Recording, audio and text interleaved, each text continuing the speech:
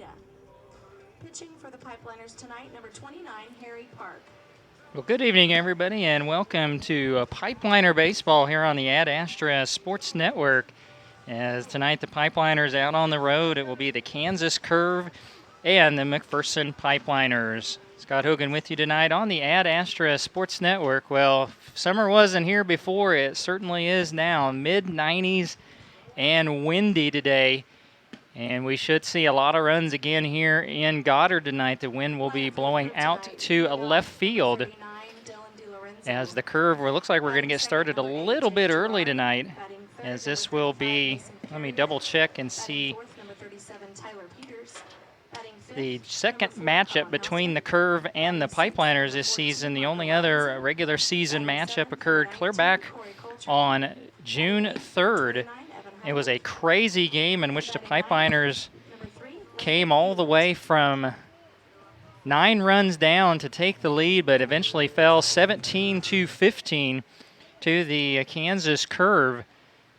As yes, we're definitely going to get started early tonight, as the Pipeliners last night dropped their third straight game in 7 innings to the Clearwater Outlaws, 16-6 last night to go with 12-2 and 15-5, as Daniel Arroyo will lead off against the lefty Hudson Smith, and we're underway a good 5 minutes early tonight as Trey Yukamoto takes high ball 1. And again, this is just a rare occasion we get to see Trey bat right-handed, and he fouls off the 1-0. It's 1 ball, 1 strike, as the switch hitter Trey Yukamoto got 1 bat last night against the lefty starter for the Kansas Cannons. And then the pitching change, he batted left the rest of the way, as he's hitting .345 coming in is Trey. His second straight game at leadoff, and he pulls one foul down the left field side, and it's 1-2. Batting second will be your shortstop, Daniel Arroyo. Jake Selko will play first and bat third. Batting cleanup is the third baseman, Tyler Brown. Now Smith, with the 1-2, it's up and away. 2 balls and 2 strikes. When we get a moment, we'll look at Hudson Smith's season numbers as well. Here comes the 2-2 pitch, and the breaking pitch way upstairs. 3 balls, 2 strikes. The DH tonight will be Kevin Fleischer. He'll bat 5th. Frank Yakovich will play right. He will bat 6th. Now Yukamoto ready. Here comes the payoff. He chops it foul down the third baseline. Joshua Clyden will bat 7th. He'll be the left fielder. Catching tonight will be Roger Valoria. He'll bat 8th, and batting 9th is the center fielder Jared Ueda. So the opening batter of the game. Here's the second payoff pitch. And a swing and a miss on a low fastball, and Yukamoto down on strikes. We're the first out here in the top of the first inning. Number 7, Daniel Arroyo. And that'll bring to the plate Daniel Arroyo. Daniel comes in hitting .235. He's got a couple of doubles. He's driven in 10. And he'll take outside corner, a called strike 1. Hudson Smith, just his second start of the season. He went 4 innings the first go-around. That pitch is low, 1 ball and 1 strike. Smith gave up 4 runs. They were all earned on 6 hits. He walked 3 and struck out 2. Arroyo fouled that one. That got either a piece of the catcher's mask or the umpire's mask. And Arroyo down in the count 1-2.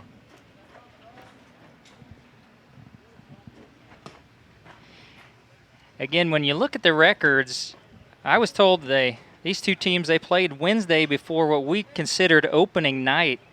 The Pipeliners played a split squad that day, so I have not included that game. It was a non-league game as well into the records. So 6-15 for the Pipeliners, and for the Curve 7-12. There's a curveball, a little blooper towards center field. It is going to fall in for Arroyo. Giving chase was Houseman, but he couldn't catch up with it. And a one-out single, Arroyo aboard for the first baseman, Jake Selko. Number 14, Jake Selko. Selko comes in a .333 hitter, pair of doubles, pair of home runs, and a team-leading 15 runs batted in. He had a 2-run single last night. He was tied with Eshelman when the night began last night. Arroyo out to a good lead at first against the lefty, who kind of uses a slide step and hits the inside corner, strike one.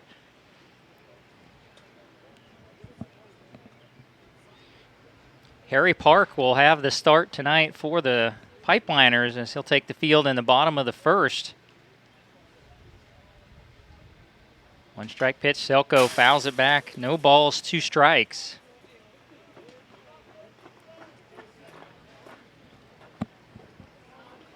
Arroyo on the season, 5 out of 6 in stolen bases. The 2-strike pitch to Selko, curveball, and he hits it opposite field into the gap. It's going to get all the way to the wall. They're going to wave Arroyo home. Selko on his way to second with his 16th run batted in on the season, or double here, driving in Arroyo to make it 1-0 Pipeliners.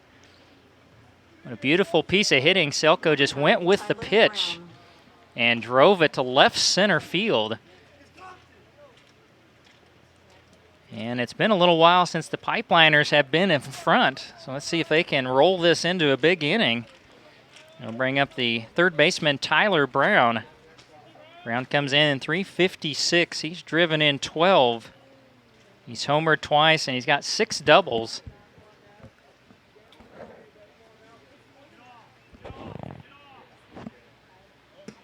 Fastball has a pretty nice job by Heilich trying to drag it back over the outside corner, but it goes as ball 1. Hewlett at third, Gerard's at short, Houseman second, and Carrier at first. That is your Kansas Curve infield. That time it is on the outside corner, 1 ball and 1 strike. You got Robinson in left, DiLorenzo in center, and Peters is in right. As this is the home field of the Goddard Eisenhower High School. And there is a shot in the center field, base hit. And they're going to go ahead and wave Selko home. And the throw will be cut off, so give Tyler Brown an RBI single. That's his 13th. And it's 2-0 Pipeliners.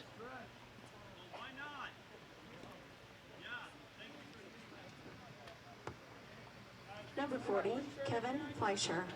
So that brings up Kevin Fleischer, the DH. Kevin playing in his 6th game. He's already got a pair of homers. He's driven in 7. Fouled off for strike 1.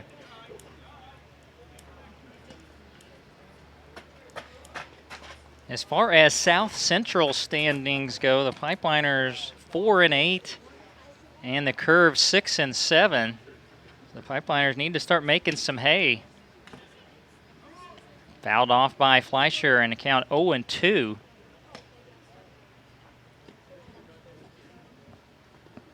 And the Pipeliners' last 3 games have lost by 10 runs in the 7th inning. They're out to a 2-0 lead here in the top of the first. It was a good pitch from Smith, just a little bit low, 1-2 the count. Following Fleischer will be Frank Yakovich.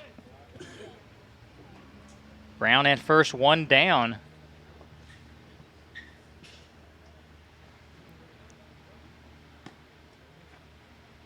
Fleischer takes low again, 2 balls and 2 strikes.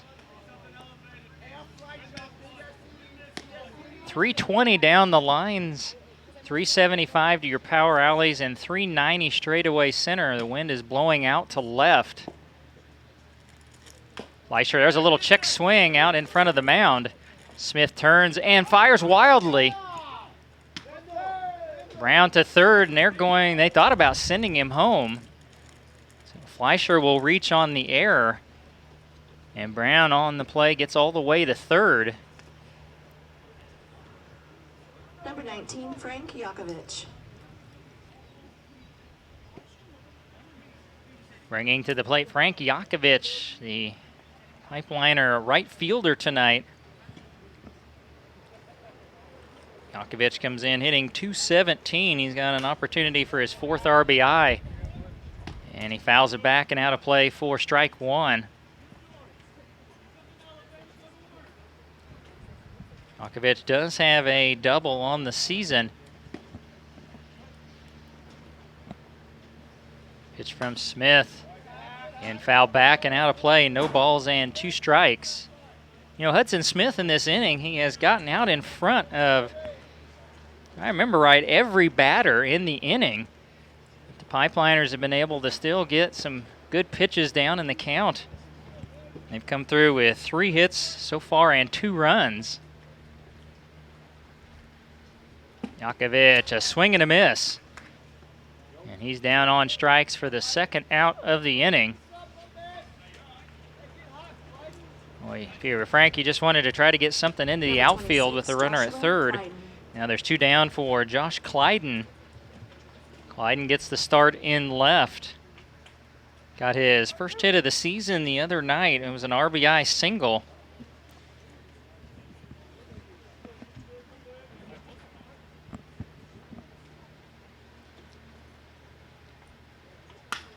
And he pops it into right field. Long run and catch is made by Peters.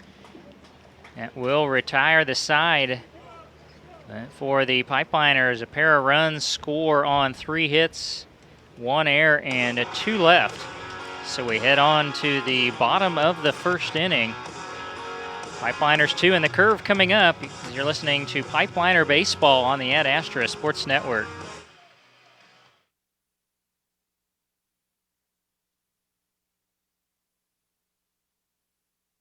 Ad Astra Radio is a proud supporter of the McPherson Pipeliners. Locally owned and proud to call Central Kansas home, Ad Astra Radio is your source for local news, weather, and sports content. Online at adastraradio.com and on the Ad Astra Radio app.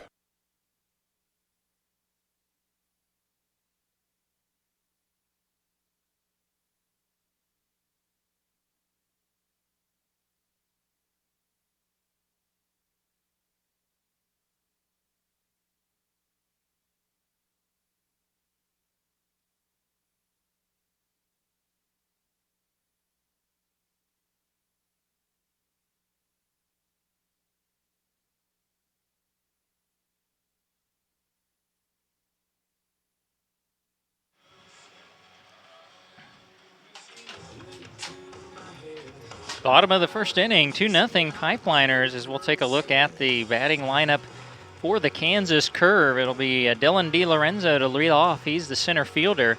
Batting second is the shortstop, Drake Gerard. The first baseman, Mason Carrier, bats 3rd, and batting cleanup is the right fielder, Tyler Peters. Colin Houseman will play 2nd and bat 5th. Batting 6th is Marco Robinson. He's out in left field. The DH is Corey Coltrane. He bats 7th. Batting 8th is your catcher, Evan Heilich. And Landon Hewlett, the 3rd baseman, will round out the Curve batting lineup. As we'll take a look at Harry Park's pitching numbers for the Pipeliners as he'll make his 3rd start of the season. Park has pitched 12 innings. He's given up 8 runs. Only 4 of them are earned. On 14 hits, his ERA is 3.00. His record 0-1. Park has walked 6, struck out 2. Or excuse me, let me get on the right line there. He has walked 7 and struck out 10. That was a line down. As we'll talk about our media sponsor tonight, our Harry's parents listening down in Texas this evening. Sam and Natalie Park. So it'll be DiLorenzo, Gerard, and Carrier. Dylan DiLorenzo comes in hitting .226. He's got a couple of doubles. He's walked 7 times and he's driven in 2.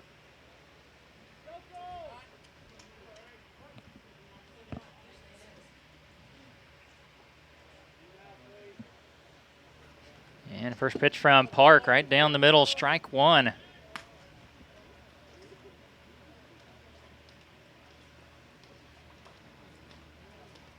Now the wind and the 0-1 pitch. Foul back and out of play. No balls, 2 strikes. And with Carter Hahn out for probably a couple of weeks with that badly sprained ankle, each start that the starters get, you'd like to see them at least get into the middle innings as the staff a little short. Slow curve, and Valoria was ready to go around the horn, and they didn't get the call. It's 1-2. As Roger Valoria gets the start behind the plate this evening. Now Park's 1-2 pitch goes fastball, and it's fouled back. Tyler Brown at third, Daniel Arroyo's at short, Trey Yukamoto at second, and Jake Selko back at first. And Selko, a couple games back, played left field. Park shaking off a couple of signs, and again the 1-2 to DiLorenzo. Got some nice movement. It's fouled back again. Josh Clyden in left field, Jared Ueda in center, and Frank Yakovich out in right field. And the outfield playing pretty deep. Again, a strong wind blowing out. Park just off the inside corner. It's 2 balls and 2 strikes.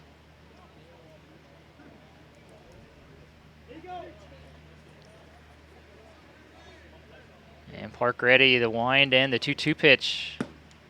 Couldn't get him to chase the up and away fastball, and DiLorenzo's battled back. He'll see a full count pitch. Curve winning last night 10-8 against Park City. They've now won 4 out of their last 6. And here's a high fly to left, and Clyden just a few steps to his left makes the catch for out number 1. Number 8, Jake Gerard. Bringing up Drake Gerard, the shortstop. Gerard comes in hitting .312.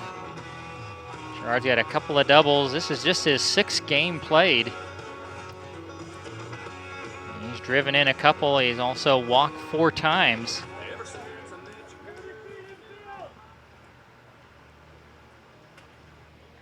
And the first pitch from Park. And it's hit into right at Yakovich, and he barely moved. He was battling the sun a little bit. And there's 2 up, 2 down for Mason Carrier, the curve first baseman. Carrier's average is .228. He has doubled twice. He's homered 4 times. He and Coley Mangus tied for the team lead with 4 homers apiece. And Carrier only behind Mangus in runs driven in. He's got 15. As he takes outside for ball 1.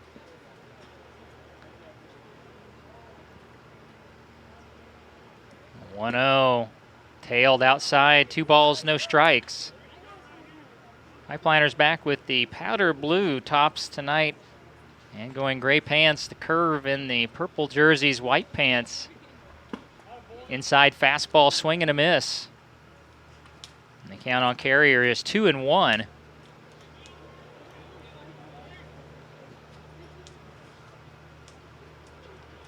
Park ready, the 2-1 delivery. Just below the knees, 3 balls, 1 strike.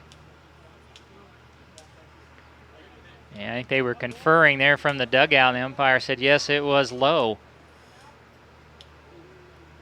And now the 3-1 misses inside, and that's a walk to Carrier. Number 37, Tyler Peters. So that will get Tyler Peters to the plate. Peters hitting .233. With a double and a homer, he's driven in 6. Carrier with 1 stolen base on the season. Park's first pitch just off the inside corner for ball 1. Park got DiLorenzo and Gerard to fly out to start the inning. Then Carrier walks. And the 1-0 to Peters. He popped him up. Is there going to be room over there in foul territory? Brown on it and makes the catch. That will retire the side. No runs, no hits, 1 left. And we head on to the second. It's the Pipeliners 2 and the Curve at 0. As we are here in Goddard tonight on the Ad Astra Sports Network. Again, a big thank you to Ad Astra this summer being our streaming partner to give you 2 different ways to follow the games this summer. And a big thank you tonight to our media sponsor, Sam and Natalie Park, Harry Park's parents. This is their second game that they have sponsored. And they wanted us to focus on some of the local charities there in the McPherson area during their broadcast. We did a couple the other night. There's a great one, Kids Campus, located at 13815 South Main Street in McPherson, kidscampusmcpherson.com, and 620-241-0723. Their purpose is to provide affordable, safe, nurturing daycare so parents may pursue their work, education, or training and employment. So if you want to get more information or you want to volunteer at Kids Campus, again, you can go down to 13815 South Main Street or call 620-241-0723, or you can go online at kidscampusmcpherson.com. Due up here in the second inning for the Pipeliners will be Roger Valoria, Jared Ueda, and then the top of the lineup, Trey Yukamoto.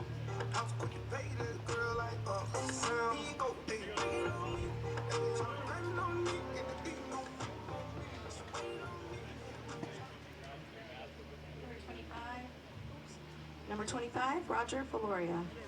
Roger Valoria will lead off for the Pipeliners.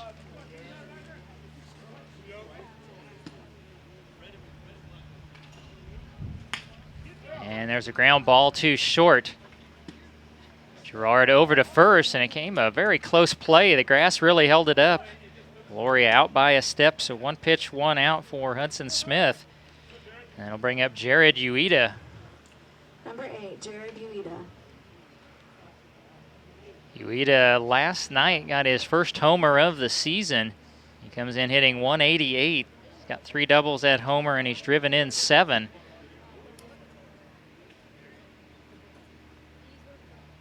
First pitch from Smith, stays upstairs for ball 1. And it was he and Grant Plunkett went back-to-back homers in the 6th last night as the Pipeliners tried to rally, and a good curveball for strike 1 from Hudson Smith. It's 1-1.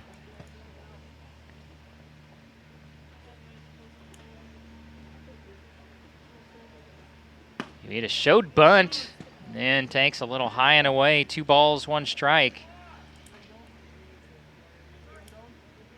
And they'll ask down at first base. The first base umpire wasn't even looking at home plate when they first signaled down to him. He had to look up, and he said no swing. You know, Ueda pops one up right side of the infield. And Carrier, the first baseman's got it for out number 2.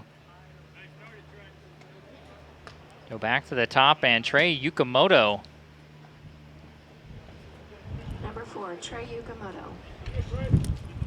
Again, he will get to bat right-handed for a while tonight with Smith on the mound. And Trey led off the game and went down swinging.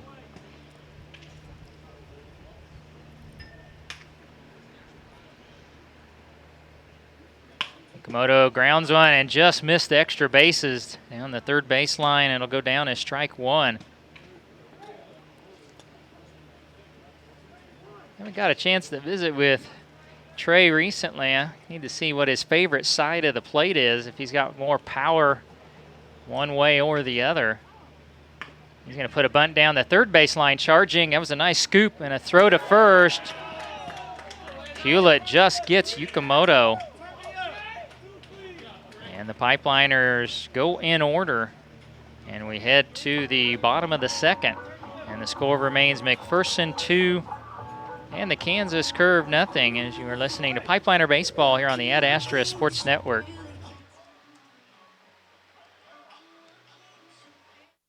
Kicks Country 106 is McPherson's country station and your source for local news, weather, and sports content. Join Aaron West afternoons on The Drive for your chance to win concert tickets and more. Streaming on the Ad Astra Radio app, today's best country, Kicks Country 106.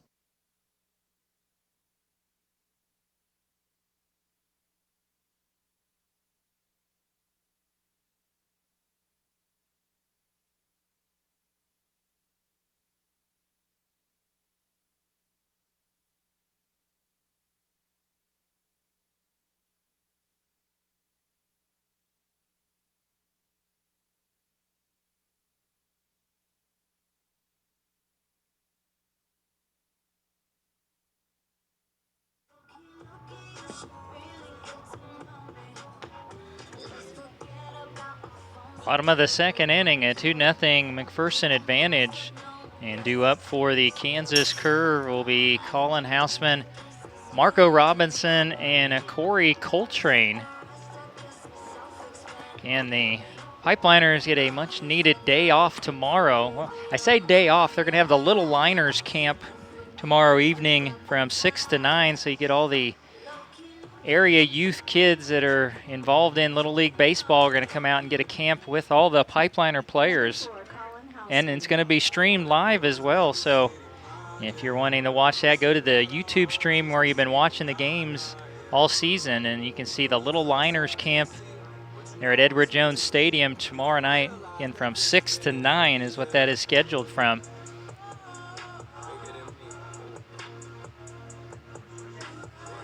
Colin Houseman will lead off. Houseman comes in a 188 hitter. He does have a double. And he's looking for his first run driven in on the season. And Park's first pitch is a bunt. And it went clear back over top the backstop for strike one, as you can hear it bouncing around here in the seats. A very warm and windy evening. Temperature soared into the mid-90s today. Supposed to maybe hit 100 on Saturday. Fastball fouled back. No balls, 2 strikes. I could go a full year if I never saw a temperature that had 3 digits attached to it. I'd be happy. The Farmers, it's good for them right now. Get everything dried out a little bit. And Park with the 2-strike pitch on the outside corner. A called strike 3. Beautiful placement there by Park to get his first strikeout. And I'll bring up Marco Robinson, the left fielder.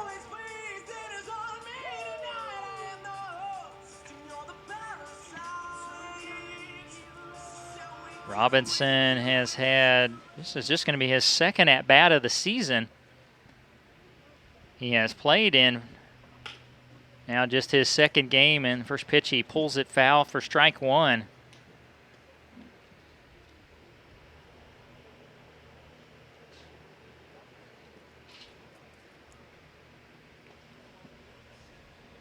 And Park ready, the 1-strike pitch. Tried that backdoor curve and missed. It's 1 ball, 1 strike.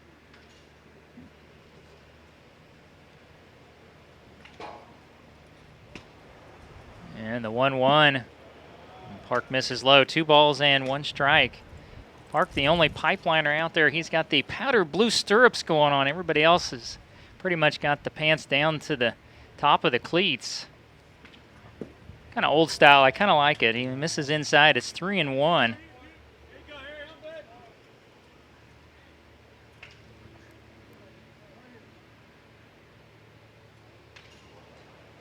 And their time called momentarily. I guess Ueda out in center. He's got the black stirrups.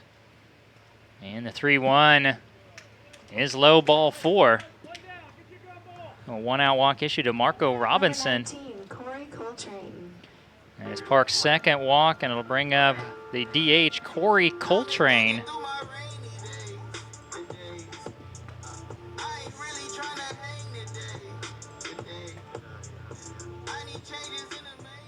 We'll find him on here. Coltrane playing in his 6th game of the season. He's 1 for 11 so far at the plate. And a swing and a miss for strike 1.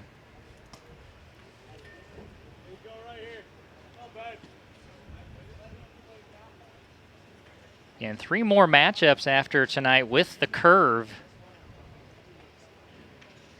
There's the 1 strike pitch just off the inner part of the plate. It's 1-1.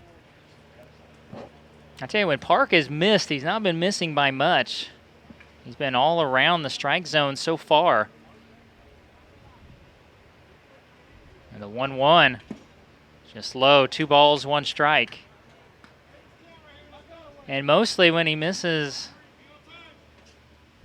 he's missing low, and on a night when the wind is blowing out, if you're going to miss, that's where you want to miss. You start missing a little bit up in the strike zone, that's when some of the bigger hitters can get their arms extended.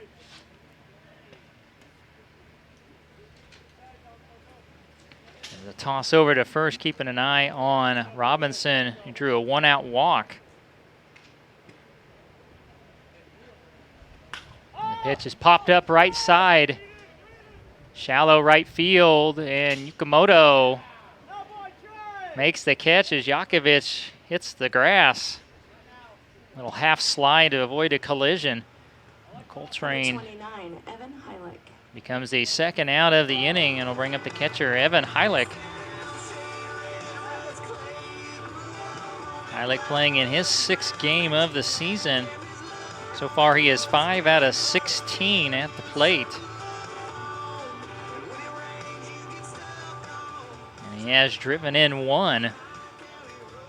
It's 2-0, a Pipeliners. Curve batting in the bottom of the 2nd. Runner at first, 2 away.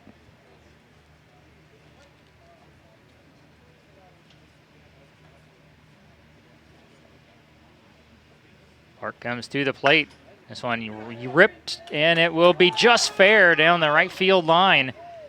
And Yakovich is having trouble. Are they saying, oh, wow. Wow, they're going to call that a foul ball, and, you know, we're all for the Pipeliners here, but that was a fair ball. That was clearly just inside the foul line, and the Pipeliners are going to get a huge break because Yakovich had trouble coming up with the ball in the corner, and that would have cut the lead in half. I mean, yeah. Tyler Swanson right beside me. We had a great view, and that one was fair. So that'll go as strike 1 on Heilich. Curveball is strike 2. No balls, 2 strikes.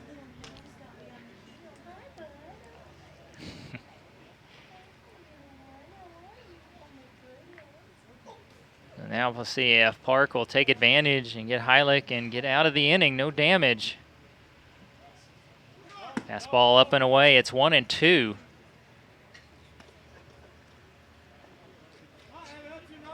Heilich reaches. It would then be Landon Hewlett.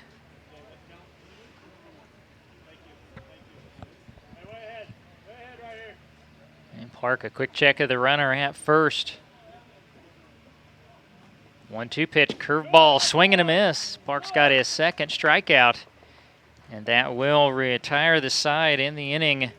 No runs, no hits, 1 left. So we head on to the 3rd inning. It remains a 2-0 Pipeliner advantage. Again, we mentioned Sam and Natalie Park, our media sponsors tonight, and we've got a number of upcoming games. We are in need of media sponsors to be able to get those on the air. We have about 5 more sponsored games that we can air, and then the other about 9 games we're needing sponsors for. And a couple of those are doubleheaders starting this Sunday with the Heat and the 13th of July against the Mud Daubers. Just $175 to sponsor a doubleheader. And single game sponsorships are $150, and each game additional that you would sponsor, that price would go down. So if you're enjoying these broadcasts, you're an avid fan or parent or a local business, and you want to grab several games, and you can help us out and keep all these games on the air clear into the middle of July and the end of the season, we sure need your help. If you could do that, and you can contact the Pipeliners at McPhersonPipelinersBaseball.com or at gmail.com, or a very easy way, you can contact me directly. My cell phone, you can text or call, is 620-897-7060. Let's keep these broadcasts going every night through the end of the season. Let's get all the Pipeliner action we can to all our great fans out there. And these Pipeliners tonight lead at 2-0 as we start the third. It's going to be Daniel Arroyo, Jake Selko, and Tyler Brown.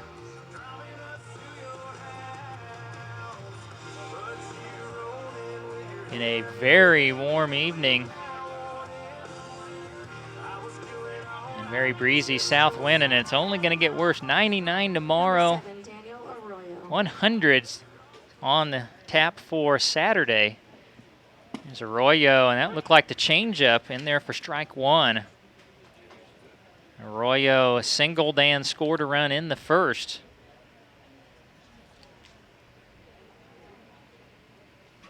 Inside, and it's 1-1.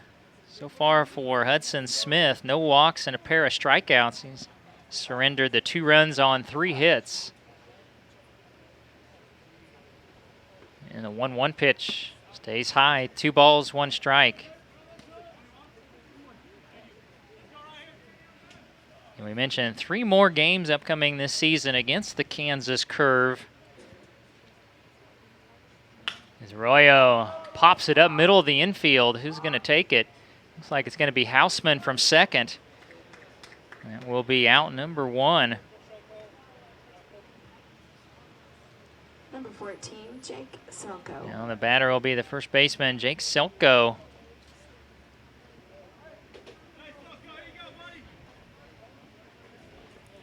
Selko with the RBI double in the first inning. And extending his team lead to, I believe that was his 16th. Let me double check. Yes, it was. First pitch on the way is in the dirt for ball 1. And the Curve here on July 3rd, and there'll be a couple of home games on the 8th and 15th, the 8th and 17th. And Selko took a low again. It's 2-0. There's another road game here at the Curve on the 15th of July.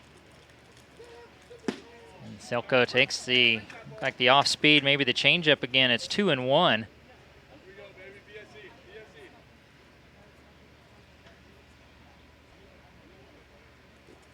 Wind in the 2-1 from Hudson Smith. Stays inside, 3 balls, 1 strike. Again, that's a correction to make on your schedule. The July 8th game was originally, it shows at the Curve. That is going to be in McPherson. So if you got your schedule handy, make that change. Selko lines one in the left center field. He is 2 for 2.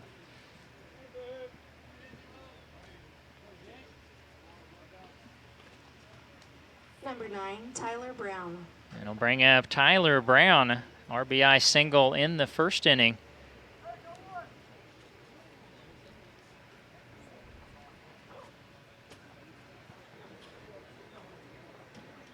Again, the Curve playing here at Goddard Eisenhower High School. Nice sports complex out here.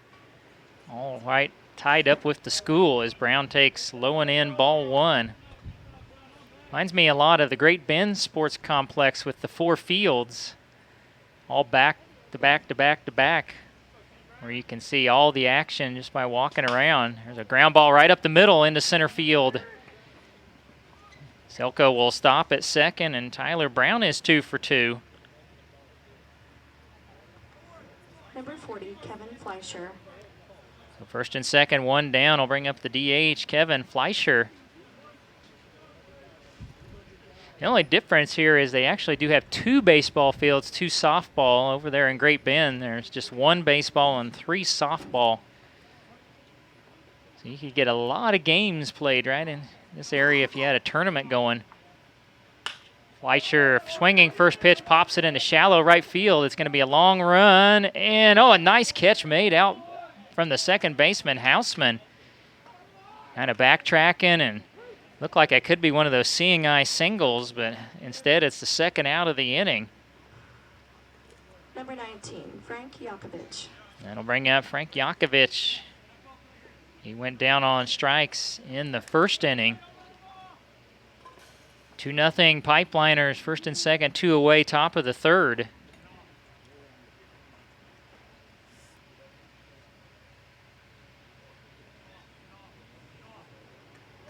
Smith to the plate in the dirt for ball one.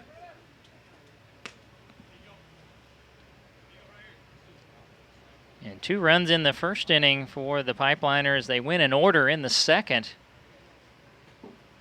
A couple of base runners here in the third. And again, the breaking pitch is in the dirt. 2 balls, no strikes.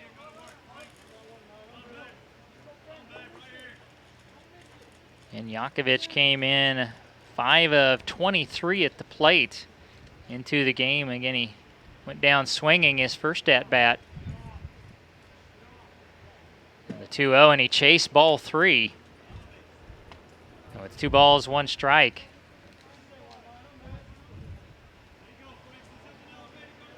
It's a big gust of wind kicking up a little bit of dirt out there.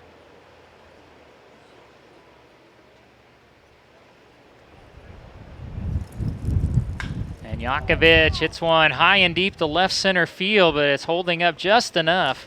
And DiLorenzo can catch up with it for out number 3.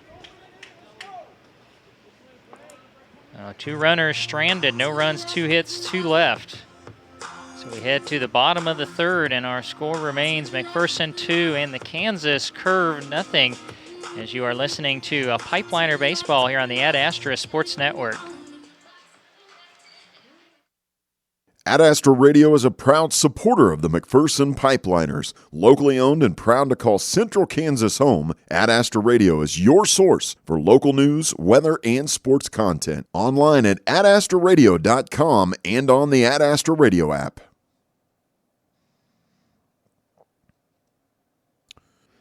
Kicks Country 106 is McPherson's country station and your source for local news, weather, and sports content. Join Aaron West afternoons on The Drive for your chance to win concert tickets and more. Streaming on the Ad Astra Radio app, today's best country, Kicks Country 106.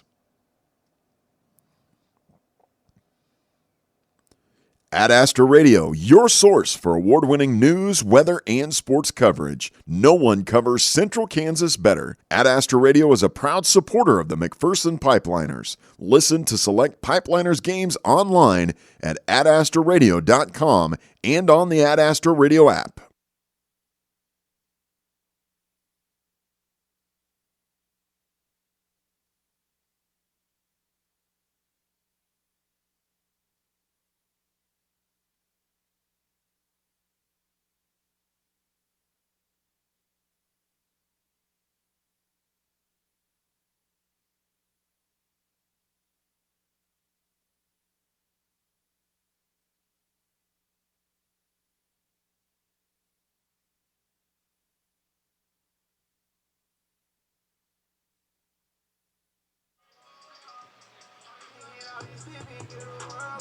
Bottom of the third inning, 2-0 Pipeliners.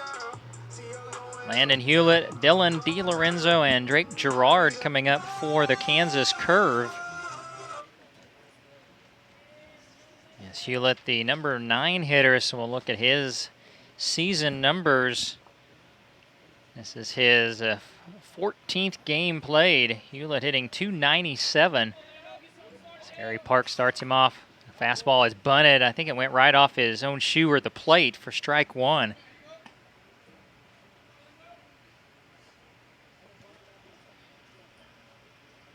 Hewlett has 3 doubles, and he's driven in 9 runs.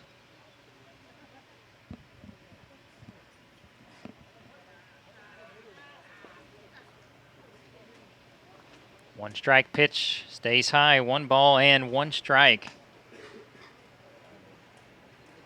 So far, Park has allowed just a couple of base runners. Both of those were on walks. He misses outside to Hewlett. It's 2 balls and 1 strike.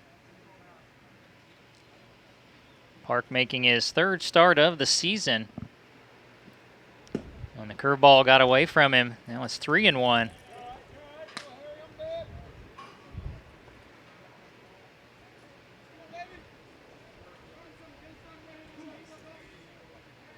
And the 3-1 delivery, swing and a miss, 3-2. Park from Frisco, Texas. Our starter last night from Keller, Texas. That was Trevor Lunkwitz last night. Now the payoff. Beautiful curveball, and it froze Hewlett in the box. That'll be Park's third strikeout. Number 39, Dylan DiLorenzo. And it brings up the center fielder, Dylan DiLorenzo. I tell you, when a pitcher can throw a curveball and pull the string like that, unless the batter is absolutely setting on that pitch, you just don't have a lot you can do with it, other than hope it's out of the strike zone. DiLorenzo led off the first, and he flew out to left. He takes up and away, ball one.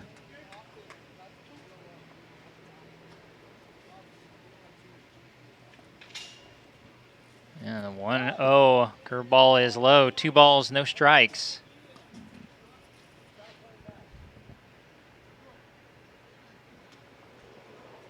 In Ueda, for most of the game, he's been shading these lefties to maybe go the other way. There's a swing and a miss. It's 2-1. He's shaded over into left center. But Yakovich is a little bit more over towards the line and right. So, I mean, you talk about a massive gap out in right center field. And this one, it looks like Ueda's going to be positioned perfectly. Fly ball, and he makes the catch for out number 2. Number 8, Jake Gerard. And now it'll be the shortstop, Drake Gerard.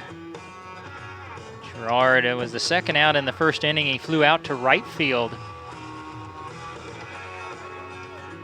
You know, a lot of this is your coaches kind of going back and looking at previous games and seeing tendencies from a team, and that's how you're determining where you position your fielders. And Ueda continues to stay over in more left center field. There's one ripped down the line. This one's going to stay fair. Go into the corner. And that'll be the first hit of the game for the Curve, a 2-out double for Drake Gerard.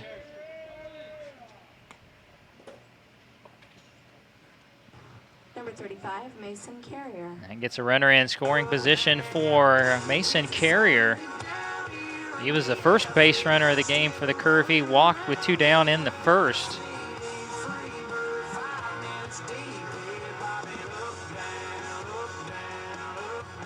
Let's see if Park can keep the lead at 2-0. There's 2 down with Gerard at second.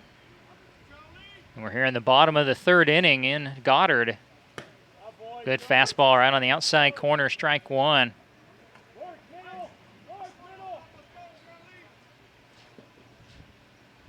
And Valoria getting the start behind the plate. Grant Plunka gets the evening off. Curveball in the dirt. 1 ball, 1 strike.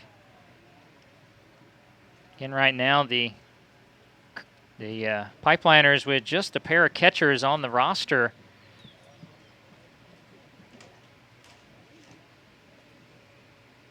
They're going to try to go outside to Carrier. Swing and a miss. And the count 1-2.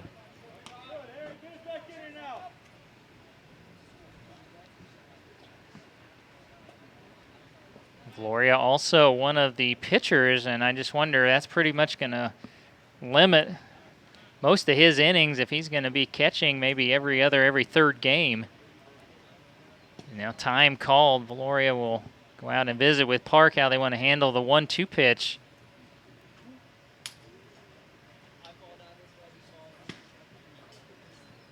In the day off tomorrow before the Liners are back at home against the Valley Center Mud Daubers on Saturday. And a big doubleheader on Sunday against the Wellington Heat. And Heat is probably a good definition of what it's going to be like on Saturday, Sunday. Now we are ready. The 1-2, that backdoor curveball. It's hit high and well to left. Clyden right there makes the catch. That will retire the side. No runs, 1 hit, 1 left. And as we head on to the 4th inning, it remains McPherson 2 and the Kansas Curve 0.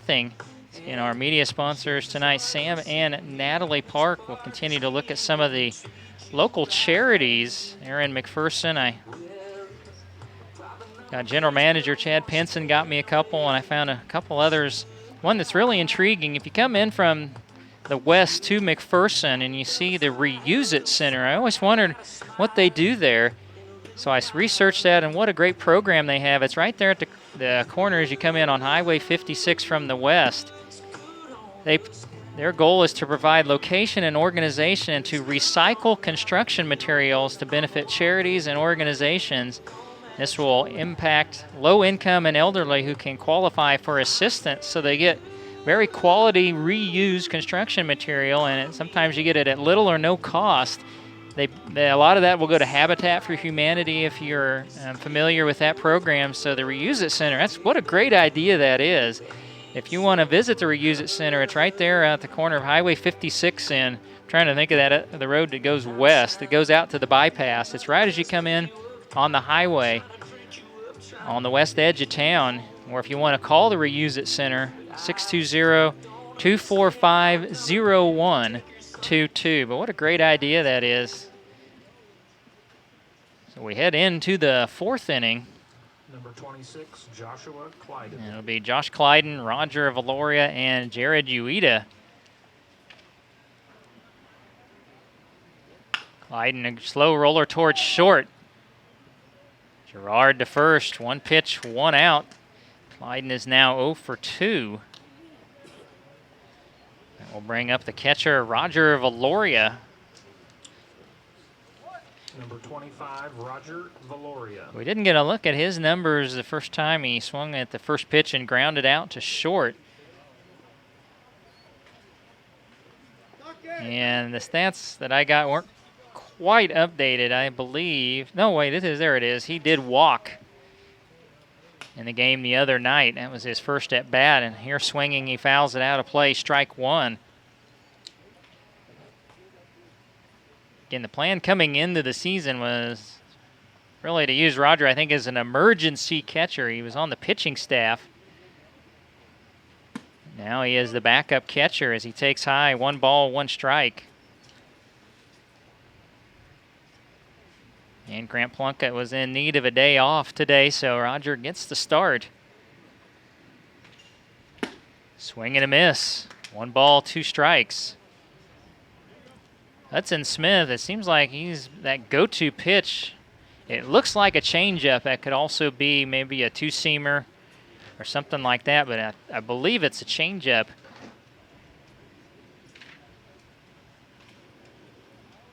And the 1-2 to Valoria. Uses the backdoor curveball, and he's got his 3rd strikeout. Valoria down looking, 2nd out of the top of the 4th. Bringing to the plate the center fielder, Jared Ueda. Number 8, Jared Ueda. Ueda ended up popping out to first in the 2nd inning. And he got his first home run of the season last night at home. And try to get something started. 2 down, bases empty, top of the 4th. Lays off a fastball high for ball 1.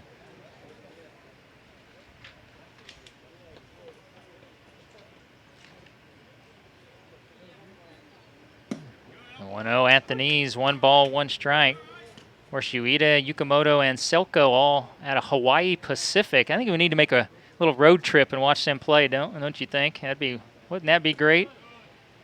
And the pitch is low, 2 balls, 1 strike. Getting to play your college baseball in Honolulu, Hawaii. Of course, that's massive road trips when you make them, when you come across to the States. And the fastball on the outside corner. It's 2 balls, 2 strikes on Ueda. If he reaches, it would then be Trey Yukamoto. And the 2-2 tails low and away. 3 balls, 2 strikes. It's 2-0 Pipeliners, top of the 4th inning. Ueda batting with the bases empty and 2 away.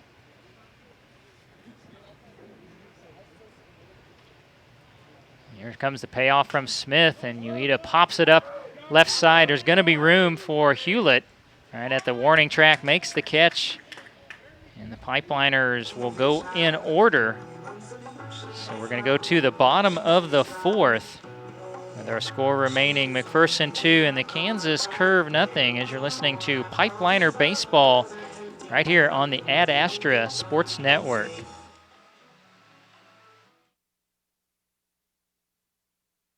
Kicks Country 106 is McPherson's country station and your source for local news, weather, and sports content. Join Aaron West afternoons on The Drive for your chance to win concert tickets and more. Streaming on the Ad Astra radio app, today's best country, Kicks Country 106.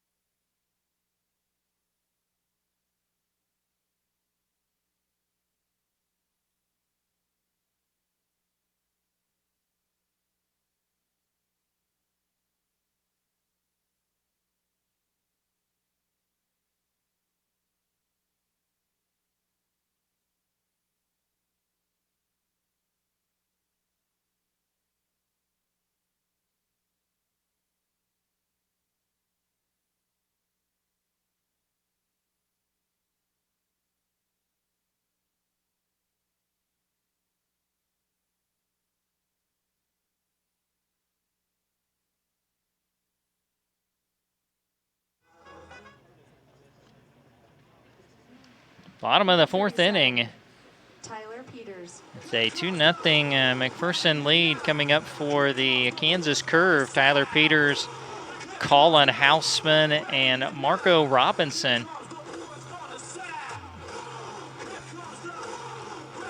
In Harry Park, no runs, 1 hit. He struck out 3. He's walked 2 so far. Peters ended up the first inning. He popped out to third. Actually, that was in foul territory. And that sweeping curve is well outside for ball 1.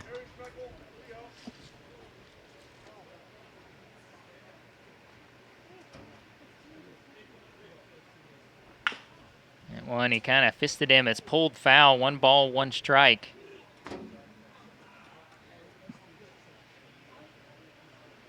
All natural surface here at Goddard Eisenhower High School. Field in great shape. Curveball, and he gets the call on the outside corner. It's 1-2, and it's very thick grass on the infield. We've seen some of those ground balls really get held up. Park with the 1-2 fastball. That's a little blooper towards right, and it's going to fall in front of Yakovich. Number 4, Colin Houseman. So Peters with a leadoff single to start the bottom of the fourth will bring up Colin Houseman.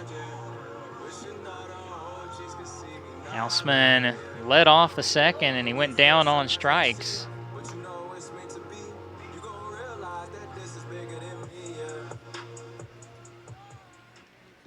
We'll take a look here in a moment at Peters, see how active he's been on the base paths. And she has not attempted a steal. There's a bunt. Park is going to go to first to make sure of the out.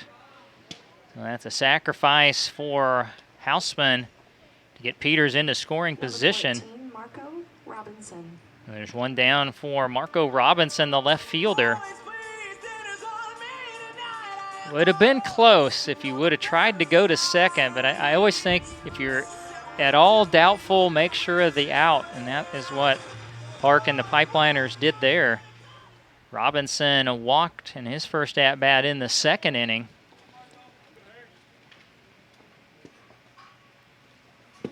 Swing and a miss, strike 1. Park has been mixing up his pitches. He and Valorio working well together so far as we're in the bottom of the fourth inning.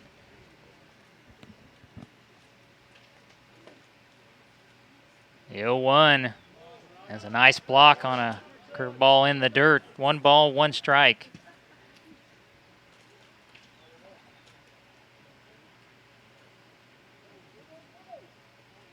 With Valoria, this being his first start at catcher, you didn't know how much time he spent a lot of time with the staff, but as a pitcher, and it's a little bit different, but he knows the pitchers.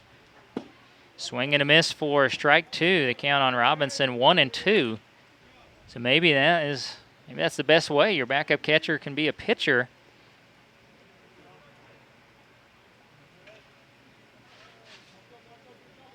There's one away with Peters at second. Bottom of the fourth, 2-0 McPherson. Curveball and it's chopped foul.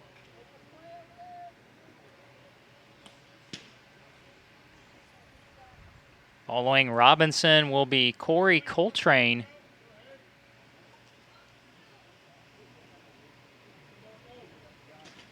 And a strong wind been blowing out to left. A very, very warm evening. Fastball out, it's fouled back.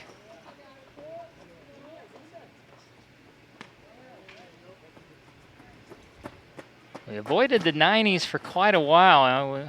It's hard to believe we are in the last week of June. And the July 4th game is just a week away. It's a home game against the Clearwater Outlaws. Fireworks just to the east following the game. In the 1-2, there's a check swing. It's outside, 2 balls, 2 strikes.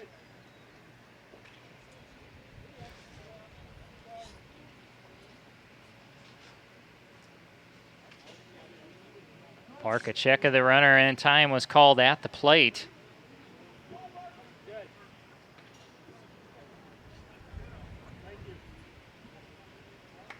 And now they're conferring with the home plate umpire on something. I think maybe to just reconfirm what the count is. The scoreboard not operational tonight. And again, the 2-2 stays high. 3 balls, 2 strikes.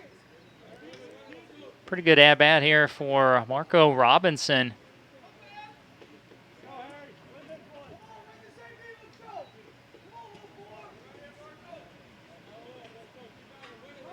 And Park comes set. There's the payoff pitch. Curveball, called strike 3. That has been the go-to when he needs a strike. That's the second out of the inning and Park's 4th strikeout. Now your batter will be Corey Coltrane, the DH. He's 0 for 1 with a pop out to second. 3 of Park's 4 strikeouts, he's got people looking, and I think every time it's been with the curveball, except maybe I think he got 1 of those 3 was with the fastball on an outside corner pitch.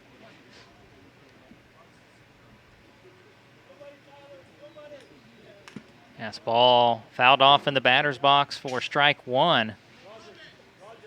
Coltrane reaches, it would then be Evan Heilich.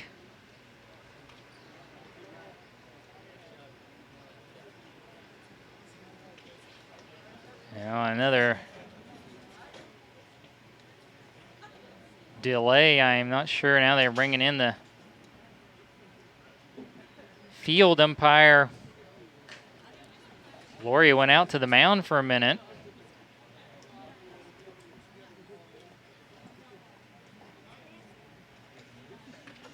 I'm not exactly sure what the delay in the game was.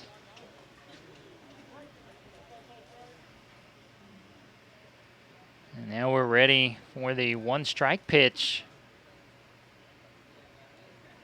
Fastball fouled back, and the count 0-2 on Corey Coltrane. He's the designated hitter tonight for the Curve.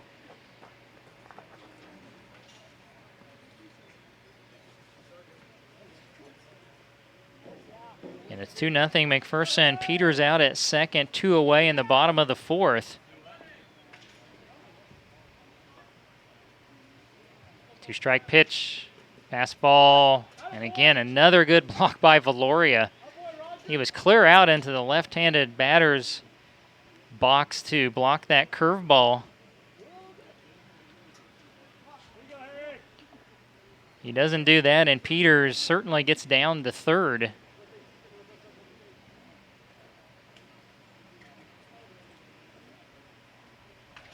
Now Park ready with the 1-2. Swing and a miss on a fastball.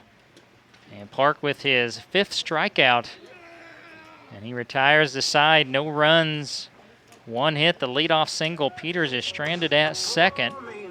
So we head on to the 5th, and it remains McPherson 2 and the Kansas Curve nothing. That's here between innings. Again, we want to thank Sam and Natalie Park. They're our media sponsors tonight for the game, and they're going to sponsor another game, and we may do that one on Saturday against the Mud Daubers at home.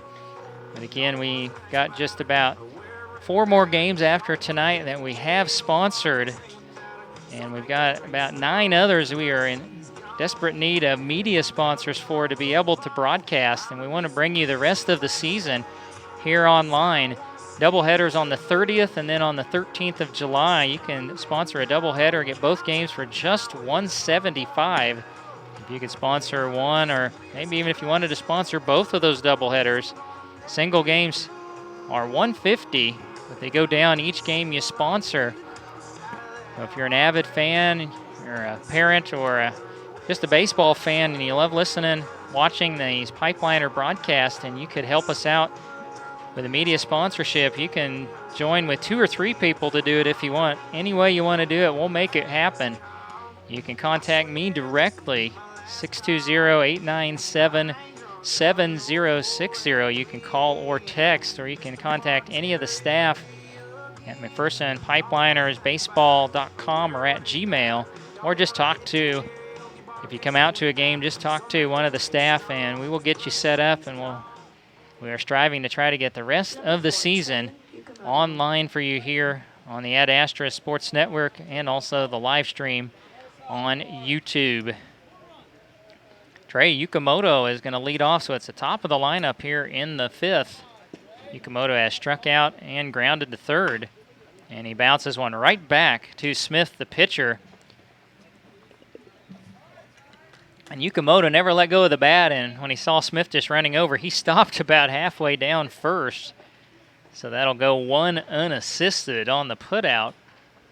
Number 7, Daniel Arroyo. And there's 1 pitch, 1 out for Daniel Arroyo. Arroyo is 1 for 2. He singled and scored in the first, and he popped out the second in the 3rd inning.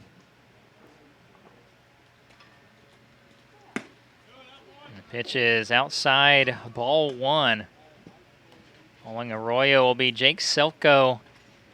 The Liners get a base runner, and Tyler Brown would bat. There's a high fly to deep center field. DiLorenzo turns and sprinting and dives and makes the catch. Got him turned around, but he still made a nice catch.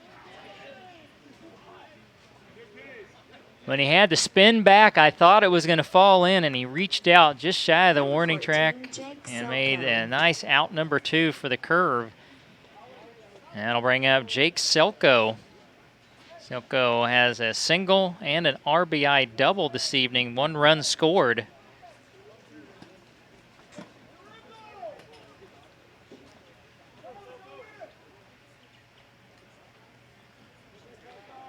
So Selko going to try to help the Pipeliners avoid going 1-2-3 for the 2nd straight inning.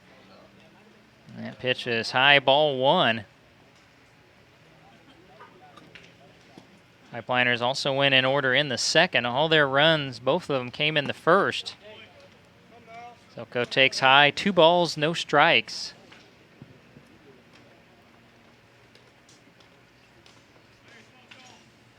Smith's 2-0. Down in the dirt, 3 balls, no strikes. And Tyler Brown, who's also 2 for 2, is in the on-deck circle. Let's see if Selko will be swinging 3-0. He rarely does. And slider, Heilich, I think maybe pulled that back over the corner enough. He got the strike call. Now the 3-1. Ripped right at the first baseman, Carrier, who's got it for out number 3. The Pipeliners do go in order. And we head on to the bottom of the 5th. It remains McPherson 2 And the Kansas Curve, nothing, as you're listening to Pipeliner Baseball here on the Ad Astra Sports Network. Ad Astra Radio is a proud supporter of the McPherson Pipeliners. Locally owned and proud to call Central Kansas home, Ad Astra Radio is your source for local news, weather, and sports content. Online at adastraradio.com and on the Ad Astra Radio app.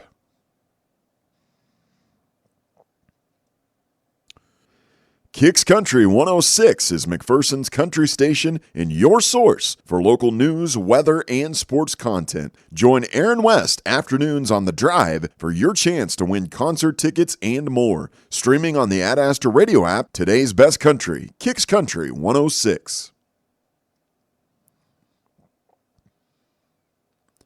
Ad Astra Radio, your source for award-winning news, weather, and sports coverage. No one covers Central Kansas better. Ad Astra Radio is a proud supporter of the McPherson Pipeliners. Listen to select Pipeliners games online at adastraradio.com and on the Ad Astra Radio app.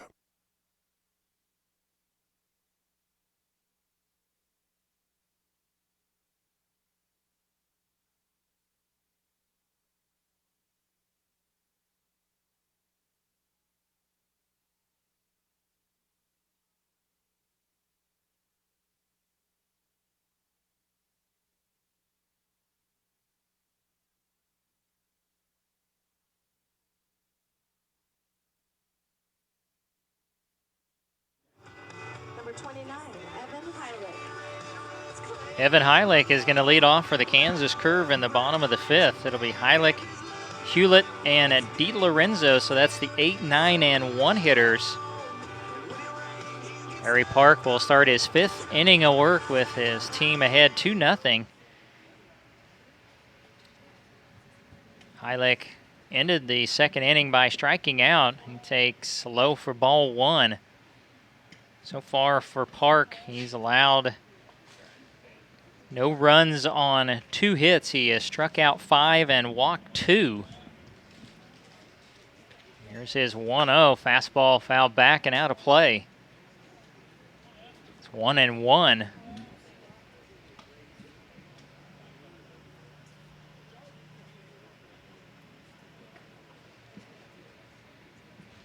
Again, we talked about the outfield. Ueda staying right where he is. Fastball just high. 2 balls, 1 strike.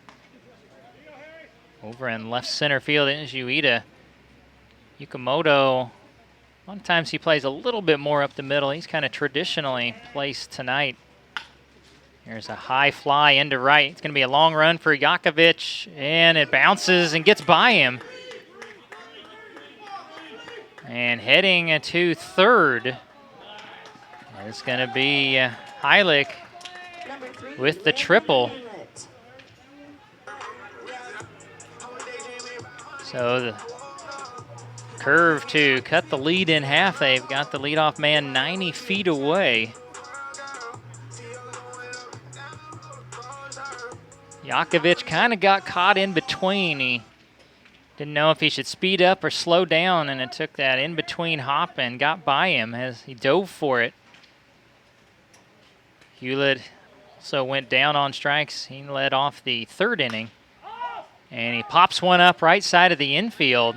Yukamoto just out on the grass. Runner tags, but he's not going to go anywhere. Way too shallow to attempt a sac fly. So that's a big out, number 1. Back to the top to DiLorenzo. DiLorenzo has flown to left and flown to center. And again, with a pretty strong wind blowing out, that's what he's going to look to do, something he can get in the air and drive to the outfield and try to make this a 2-1 game. And Park would love to induce another little pop-up or maybe try to get that 6th strikeout. Right on the outside corner, strike 1.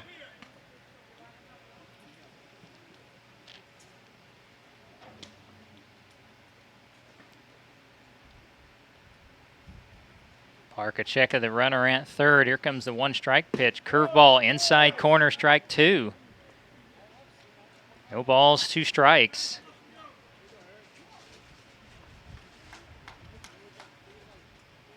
I think right here you might try to either go fastball away or try that back door curve. They're setting up well outside. There's a fastball pulled in infield and a liner right by Park and by Yukamoto out into center and trying to stretch this to a double. The tag down, he is out. It's going to be an RBI single against the pulled in infield, but then DiLorenzo thrown out at second. So now it's 2-1. Number 8, Drake Gerard. And that'll bring up Gerard with the bases empty and 2 down. Park nearly stabbed that. It went right by his left shoulder. Just couldn't quite get the glove on it, and neither could Yukamoto on the dive. Again, they pulled in infield. Gerard is 1 for 2 with a double. Curveball, strike 1. So the liner's going to have to get the bats busy. They've not scored since the first, and their lead cut in half. Another curveball out to Yukamoto. Good high hop, and over to first will retire the side. 1 run scores on 2 hits and nobody left. So we head on to the 6th. Good ball game. The Pipeliners 2 and the Kansas Curve 1. As you are listening to a Pipeliner Baseball here on the Ad Astra Sports Network.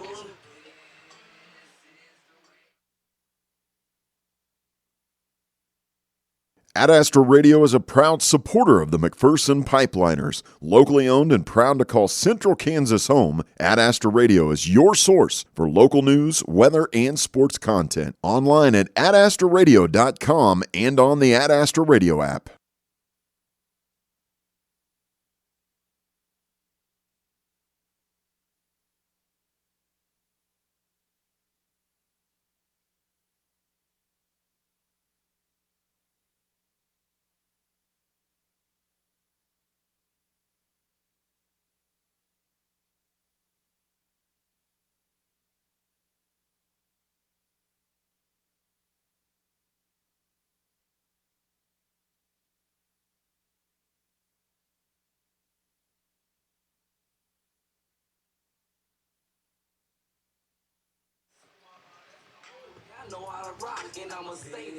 Top of the 6th inning, it's a 2-1 Pipeliner lead.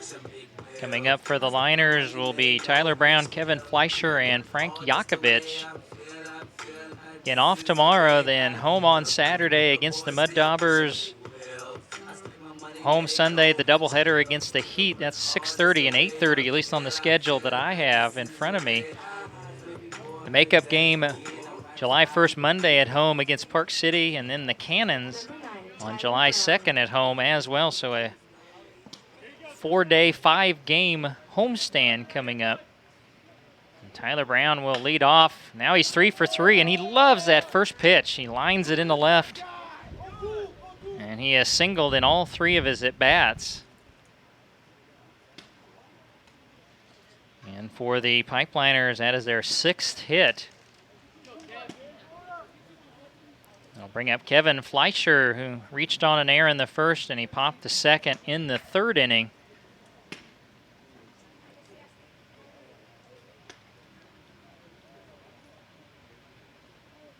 And Fleischer belts one to left center field. This is going to gap right at the wall. They got Brown going to 3rd. They are going to send him home, and there will be no relay. So Kevin Fleischer, RBI double, and the Pipeliners get that run back. It's now 3-1. And again, a first pitch swing.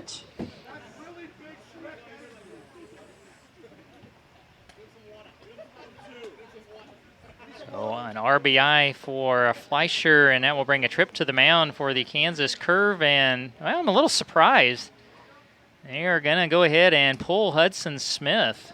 He's pitched pretty well to this point.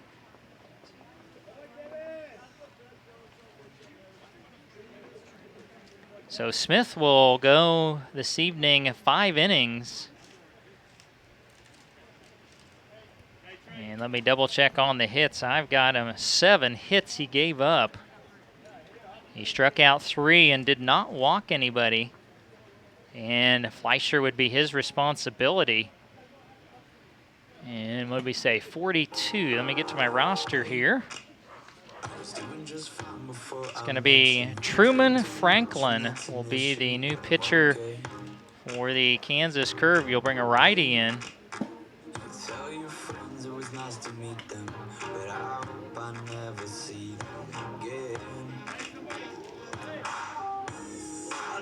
Now pitching for the Kansas Curve, number 42, Truman Franklin. So Franklin comes in to make his 6th appearance of the season. He's got an 0-1 record and has 1 save.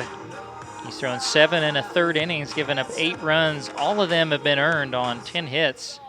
His ERA is 9.82. He's walked 3, struck out 9. Now Yakovich will bat. Franklin's first pitch, outside corner, strike 1.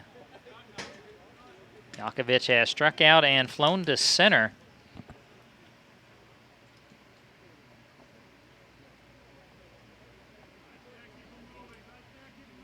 Fleischer getting a decent lead out at second. And nobody covering as Franklin will fake out there.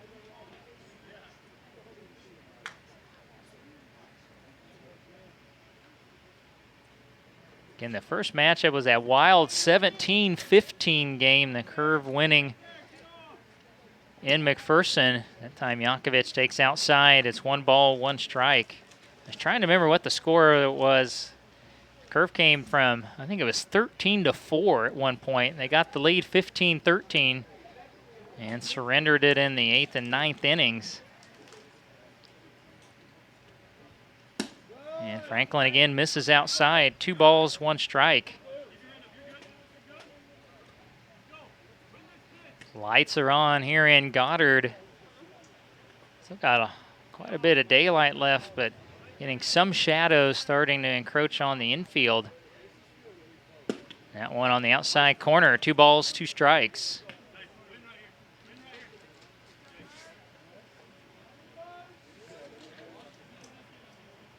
See if Yakovich looking for RBI number 4 on the season here in the summer. 2-2, ground ball in the hole at short. They're going to try to get Fleischer at third, and he's under the tag. That will be Yakovich. Trying to remember if you score that as a fielder's choice with no out recorded. I think it was a good decision by Gerard. It was hit slowly and in the hole. I don't know if he could have thrown Yakovich out or not. And Fleischer under the tag, so you've got first and third for Joshua Clyden. With nobody down, Clyden has flown to right, and Yakovich just got picked off first. And that, we've talked about that quite a bit this year, is the picked off runners have really hurt the Pipeliners, and that's a big first out.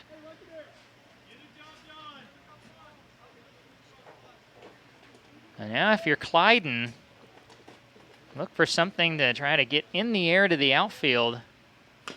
He chops the first pitch foul, strike 1.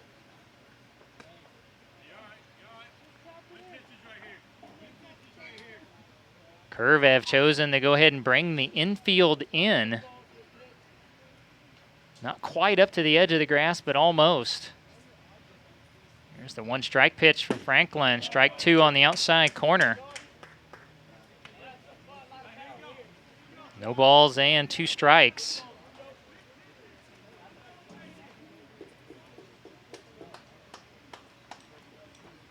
They're setting up outside again.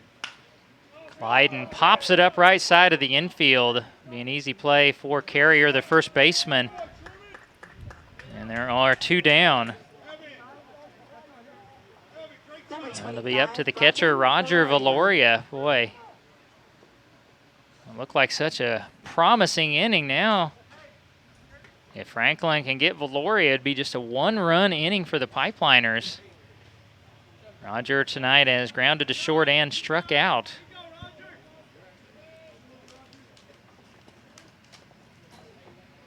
So the infield goes back and will play deep against Valoria. Curveball, strike one to Roger Valoria.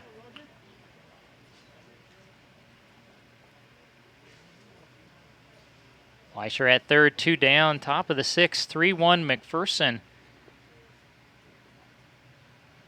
Here's the 1-strike pitch, and Valoria pops it up left side, foul territory. And running out of real estate was Hewlett. It'll be a 2-strike count on Valoria.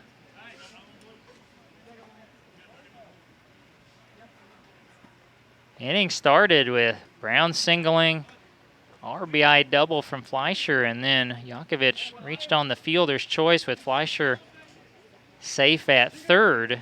And then Yakovich got picked off at first, and Clyden popped out to first.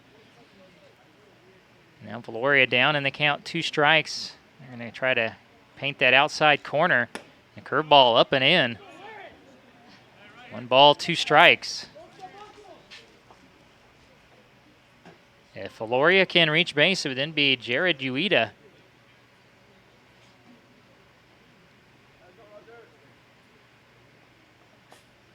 One, 2.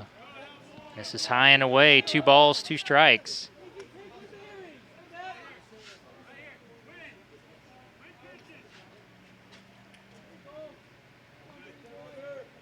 Again, Valoria getting his first start of the year at the catching position.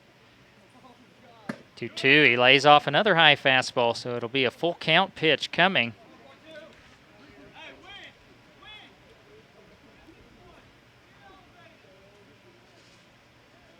Valoria also batting with one of those shin guards on.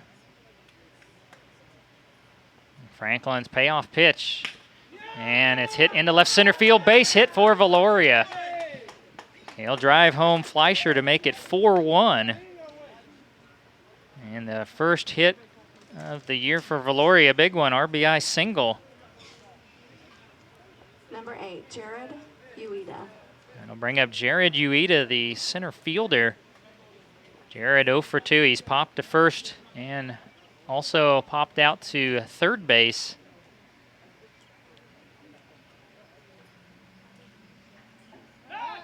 And Valoria almost picked off. He had to lean the wrong direction.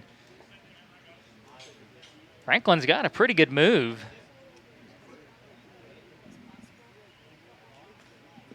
Her ball in the dirt, and nicely done there by Heilich. Keep Valoria at first. It's 1-0 on Jared Ueda. This is the first inning the Liners have scored since the first, when they got 2 runs on 3 hits. 1-0, grounded to second. Took a huge hop up there to Houseman. Over to first to retire the side. As the Pipeliners will get 2 runs on 3 hits, and they leave 1. So we head on to the bottom half of the 6th inning, 4-1. The Pipeliners leading the Kansas Curve. And again tonight, our media sponsor, Sam and Natalie Park, as they're back in Frisco, Texas, watching their son pitch a dandy ball game so far as we head into the bottom of the 6th. And we're looking at some of the local charities there in McPherson. Multi-Community Diversified Services. It's another one right in McPherson at 2107 Industrial Drive. MCDS provides support to individuals with intellectual and developmental disabilities so they can live as independently as possible. If you would like to donate or your time or your money to MCDS, again, it's 2107 Industrial Drive, or you can go online, mcds-ks.org, or give them a call at 620-241-6693. And again, if you could help us out and be a media sponsor, we need about 9 more games sponsored so we can keep all the games going on the air. We only have sponsors for about 4 more games this year. Our 2 doubleheaders coming up, the 30th of June and the 13th of July. You can sponsor for $175 per doubleheader. or single games are starting at 150. If you do multiple games, that decreases with each game sponsored. So if you're an area business and you want to do several or join together with several people and do a couple of games, we'll do it any way you want to do it. And try to keep all the games online. Just give me a text or call 620-897-7060. Let's keep all this great action online the rest of the season. So we head into the bottom of the sixth. It's going to be Mason Carrier, Tyler Peters, and Colin Houseman. And Harry Park has allowed 1 run on 3 hits. He struck out 5 and walked 2 to this point. Carrier is 0 for 1 with a walk, and he's flown out to left. Curveball stays high, ball 1.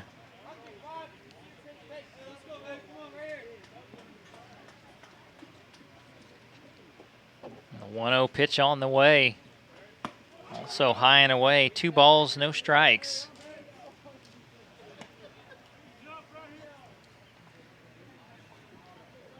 The Curve got a leadoff triple in the last inning from Heilich.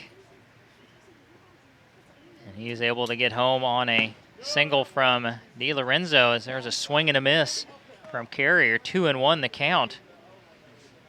And then DiLorenzo was thrown out trying to stretch that single to a double. 2-1, got another fastball by him. 2 balls, 2 strikes.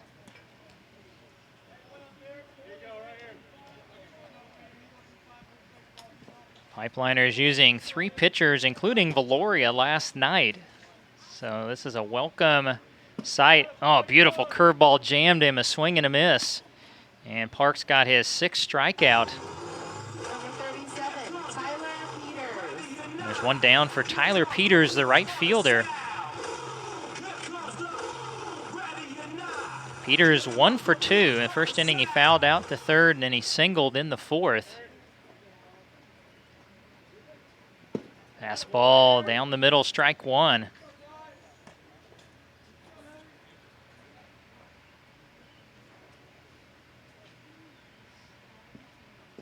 And the breaking pitch is outside. 1 ball and 1 strike. And following Tyler Peters is Colin Houseman. Parks 1-1 offering. Fastball is outside. 2 balls, 1 strike. And it's the bottom of the 6th inning. 4-1 McPherson. Bases empty, 1 away.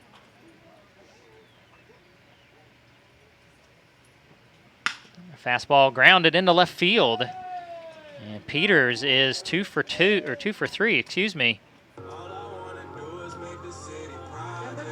Colin Houseman. Peter is a 1-out single. It'll bring up Colin Houseman, who has struck out and put down a sacrifice bunt.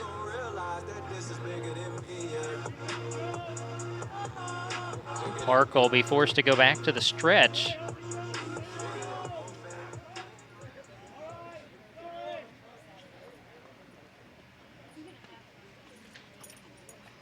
Park ready, the first pitch on the way. Lined into left field, base hit. And it's going to get into the gap and to the wall, and this may score a run. And they're going to send the runner home, no relay. That's going to be an RBI double for Houseman to make it 4-2.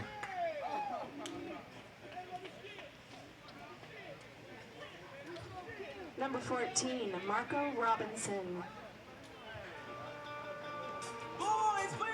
And that will bring up the left fielder Marco Robinson, who has walked and struck out.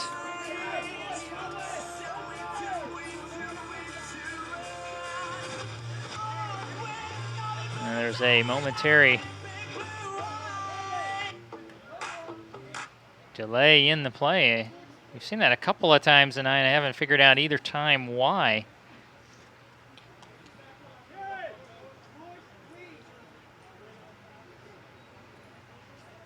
So a single, then a RBI double from Houseman after Carey went down on strikes.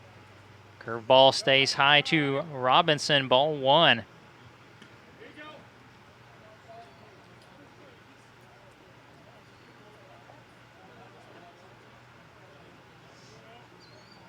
And Park will check the runner. Fastball also high, 2 balls, 1 strike. Excuse me, 2 balls, no strikes. The DH, Corey Coltrane, is coming up next for the Kansas Curve. Fastball, and this one hit high in the air to right. Runner will tag. Yakovich has got it for the second out, and that will advance Houseman to third. Number 19, Corey Coltrane. There's 2 away with Houseman at third for Corey Coltrane, the DH, who has popped out the second and struck out.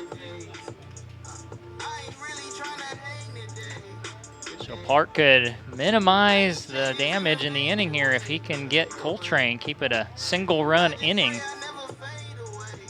and maintain a 2-run advantage.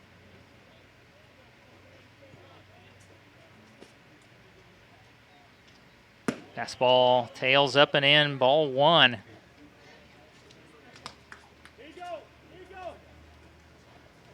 So the second straight inning the Curve have scored in after going scoreless the first 4.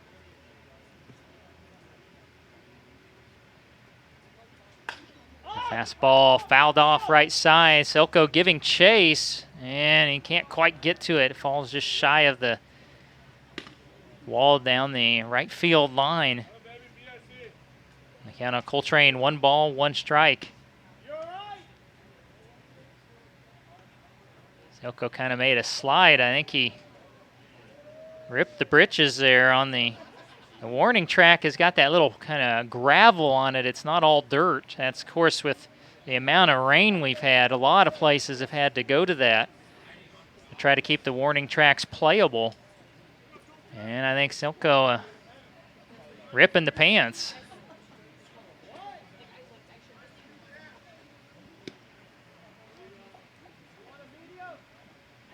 And pitch is fouled off by Coltrane, the breaking pitch, and it's 1-2.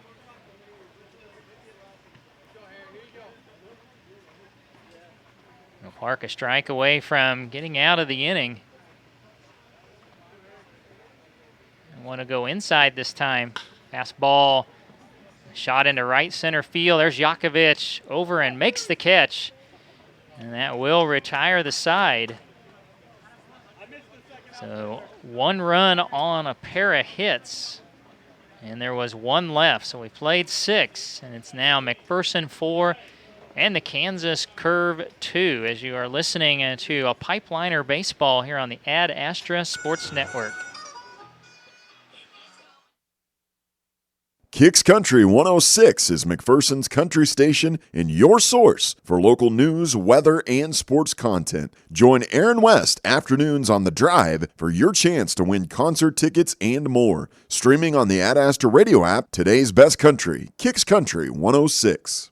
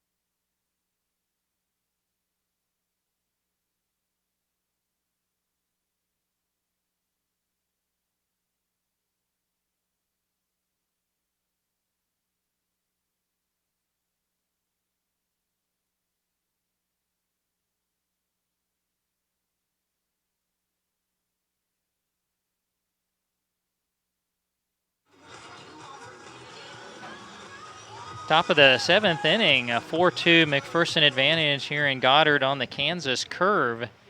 Number 4, Trey Yukamoto. It's the top of the lineup. Trey Yukamoto, Daniel Arroyo, and Jake Selko. So the first time Yukamoto will bat left-handed tonight. Franklin misses outside with the fastball, ball 1. He is the second curve pitcher. Is Franklin. Komodo this time takes strike one on the outside corner. 1 ball, 1 strike. Trey was 0 for 3 batting right-handed. He struck out, grounded to third, and grounded to first. And he went after a low fastball. 1 ball, 2 strikes. Smith went 5. He gave up 4 runs on 7 hits, and he struck out 3.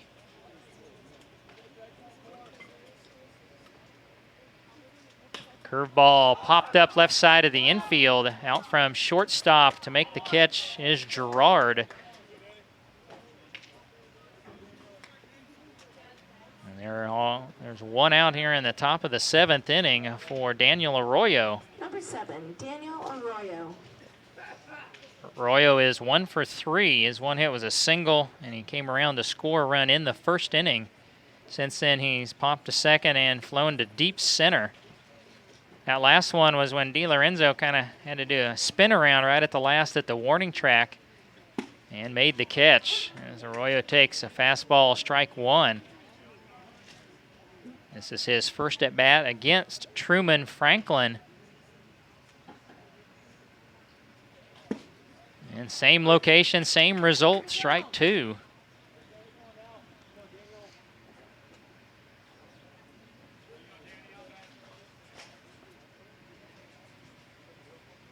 See, Franklin will go away this time. Curveball popped up right side. It will sail out of play, so the count stays 2 strikes.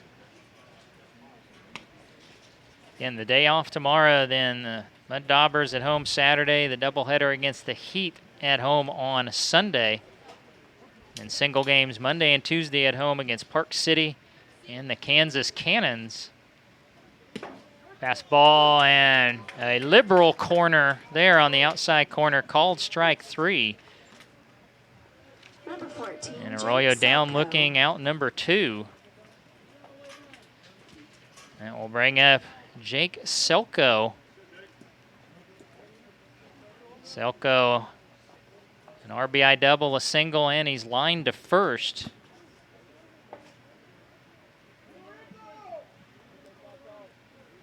Base is empty, 2 away, top of the 7th. It's a 4-2 pipeliner advantage. Fastball up and away, ball 1 to Selko. He's homered a couple of times this year. Both of them have been in the first inning of games. There's a line drive up the middle and got by Gerard on the dive. Selko is 3 for 4.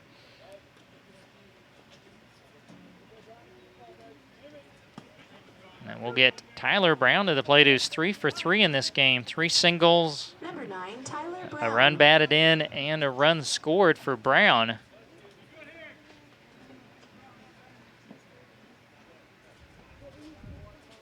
We'll see if Franklin will give him a fastball first pitch. He did, but he missed well outside, ball 1. I was one of those stat fanatics. I'd love to go back and see in Tyler Brown's at-bats how many times he has hit the first pitch of an at-bat. It'd be quite a high percentage. 1-0 is fouled out of play right side. 1 ball, 1 strike. You know, there's 2 different philosophies to that. Some say in an at-bat that might be the best pitch that you get is the first one, and some are you got to be patient. You need to take a look at a few pitches. So depends on what philosophy you subscribe to. Now he's 4 for 4. He belts one in the left field for a single. Selko holds up at second. That will get Kevin Fleischer to the plate with 2 down and runners at first and second. Fleischer is 1 for Number 3. 40, Kevin Fleischer.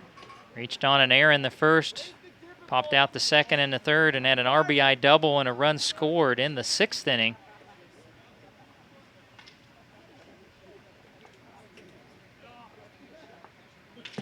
Fastball misses low, ball 1. They were trying to go on the outside corner.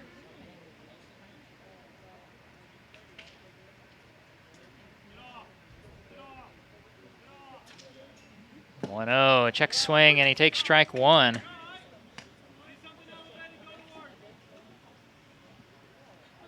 1 ball and 1 strike. Just giving an updated stat on Tyler Brown. We'll get that to you here in a minute. Fleischer lines one to center. It's going to fall in. Selko going on contact will score easily. And Kevin Fleischer has driven in 2. It's 5-2 Pipeliners, and all this coming with 2 outs. And Brown ended up at third on the play. Number 19, Frank Yakovich. I'll bring up Frank Yakovich. Yakovich 0 for, well, I'm not sure how you scored that fielder's choice. I would say 0 for 3. With a strikeout, he's flown the center and a fielder's choice. Tyler Brown with that last single is now hitting .412, leading the team. Oh, and what a great stop there by Heilich. Or this would have been a 6-2 game on a pitch way out into the left-handed batter's box. Kind of an in-between hop. He was able to jump out in front of it and dig it out.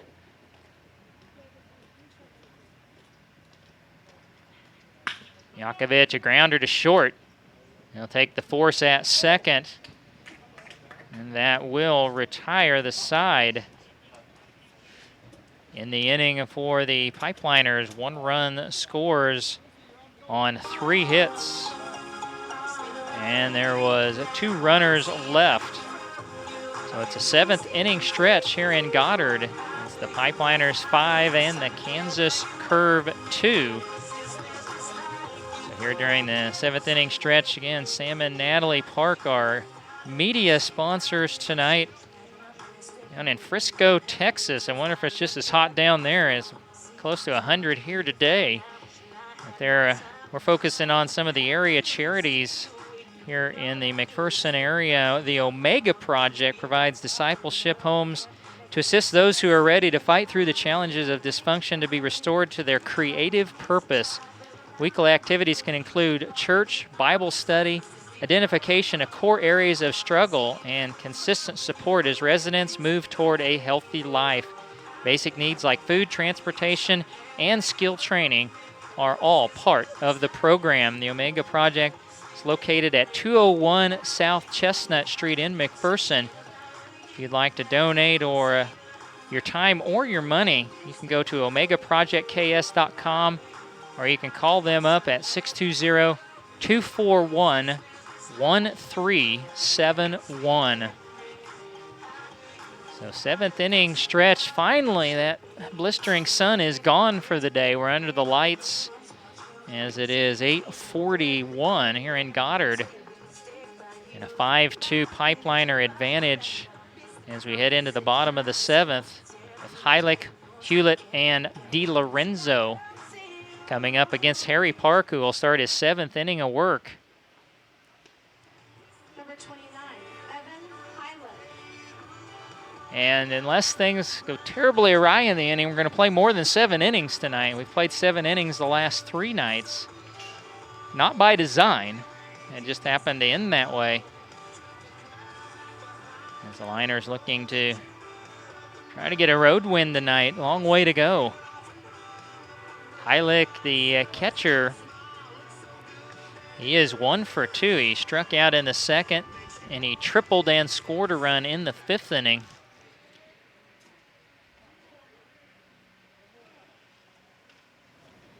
First pitch from Park, a fastball is high, ball 1.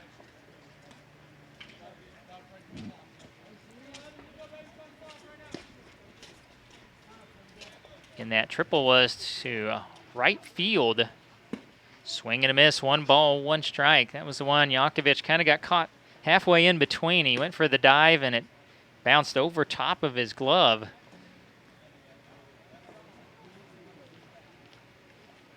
And Park gets the sign he wants, the 1-1 pitch. Fouled back, and the count goes to 1-2. And the Pipeliners, 2 runs in the 1st inning, 2 in the 6th, 1 here in the top of the 7th. They now have 11 hits with their 5 runs. Park misses up and away with a fastball, 2 balls, 2 strikes. The Curve single runs in the 5th and 6th innings. They have their 2 runs on 5 hits. There's been 1 error in the game. That was committed clear back in the first inning by the Curve. 2-2 pitch, breaking pitch in the dirt. So the count on Evan Heilich, 3 balls, 2 strikes. Park so far with 6 strikeouts, 2 base on balls. Fastball fouled back and out of play.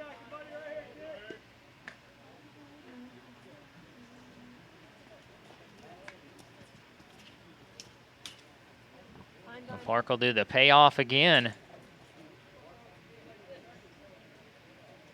Here's the pitch. He pops him up middle of the infield.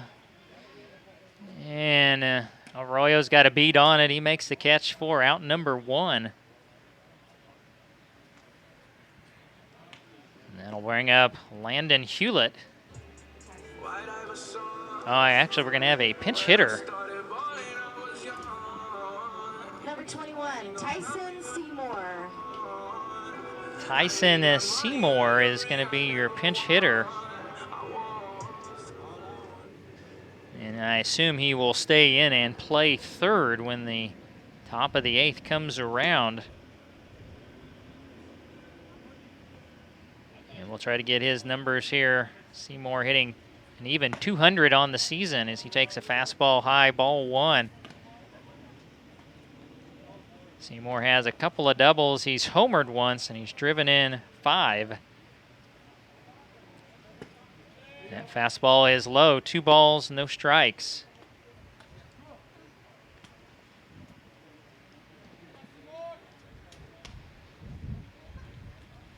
The wind and the 2-0 pitch.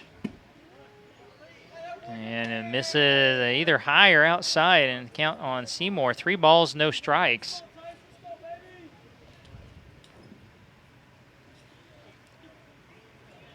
Seymour, when you're down 3, you're thinking here. And he does strike 1.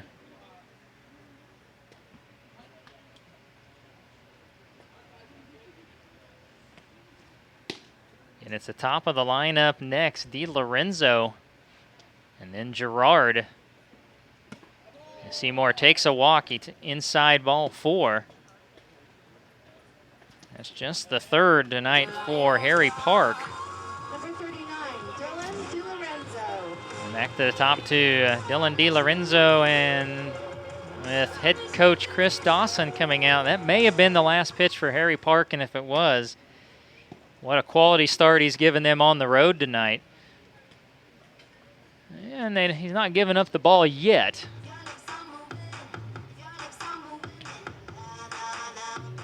You know, well, okay, he's going to stay out there. I'd say at least one more batter. Let's see his pitch count.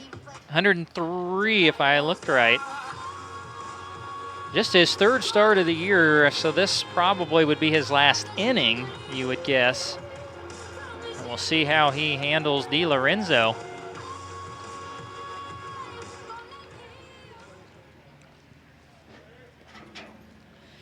And DiLorenzo 1 for 3 with a single.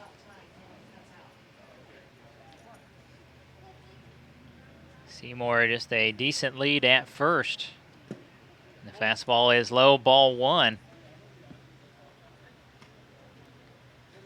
There is activity. Can't see who is up, but I know there is some activity down in the Pipeliner bullpen.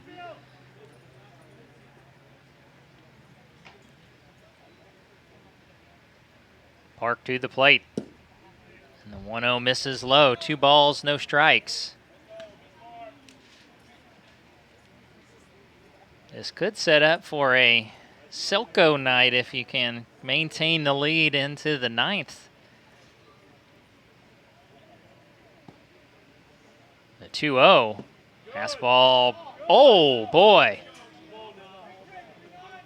Didn't get the call. That looked like a perfect pitch. Knee high right over the outer part of the plate. I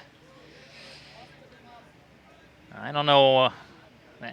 The dugout ask, I'm assuming it had to be called low, maybe, or outside. Now Park, that one, can't call that one a ball. Right over the middle, 3 balls, 1 strike.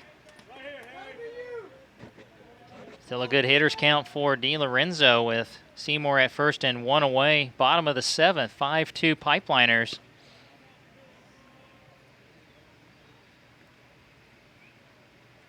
A 3-1 pitch.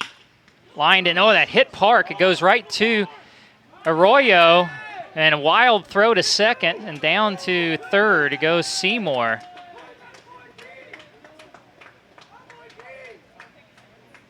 And this could be, you could actually take this as an unofficial trip to the mound as just an injury check, as I think that went off of Park's shoulder. That was a line shot from DiLorenzo. It's going to end up going down as a fielder's choice and an error. Or did it get him down in the leg? Park he's coming out either way. He's kind of trying to shake it off. Boy, I thought they were going to get the force at second. And then the throw was errant. So again, it goes down as a fielder's choice and an error. First error of the game for the Pipeliners. It'll be first and third.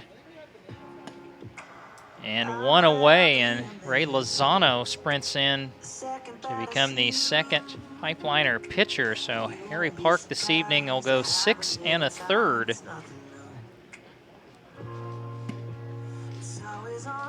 And Park struck out 6 and walked 3. And let me double check on his hits.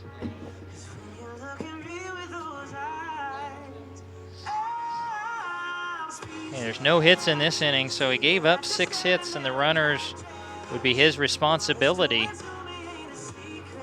This is a tricky part of the game. First and third, you're going to your 2, 3, and 4 hitters, 1 down in the bottom of the 7th.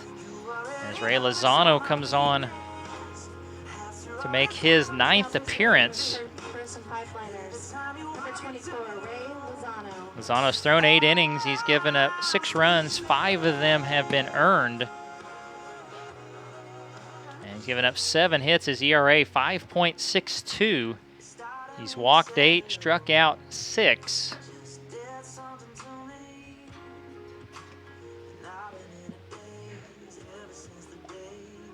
So very good start here on the road tonight for Harry Park. And really some bad luck there. Caromed right over and a bare hand by Arroyo, and then the throw was just errant. Number 8, Jake Gerard. Now, Gerard will bat. He is 1 for 3 with a double. And here, your best case scenario is to hope for a ground ball and a chance to turn 2 and get out of the inning.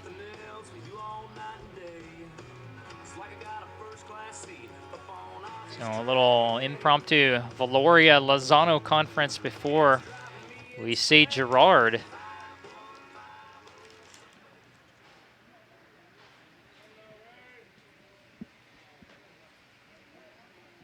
Well, Lozano ready.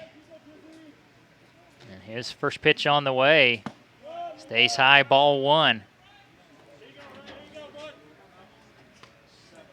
Following Gerard will be Mason Carrier.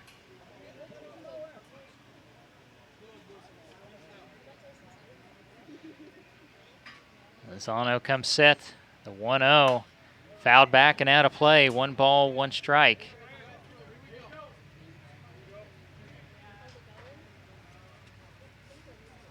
And they're going to check the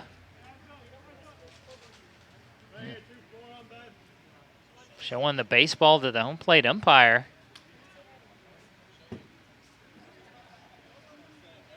Again, the count on the batter, Drake Gerard, 1 ball, 1 strike. You got Seymour down at third and DiLorenzo at first.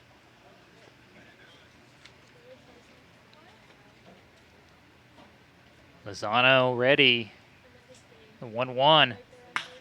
Hit high in the air, deep center field. Ueda makes the catch. That'll make it a 5-3 game As Seymour will score on the sac fly and give Girard the run batted in.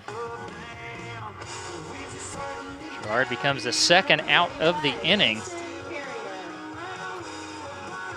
And that'll bring up Mason Carrier, who has walked, flown to left, and struck out.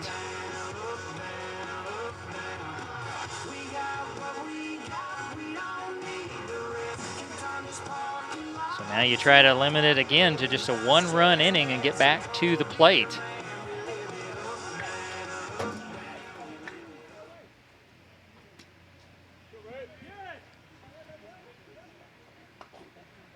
Lozano and Valoria both ready.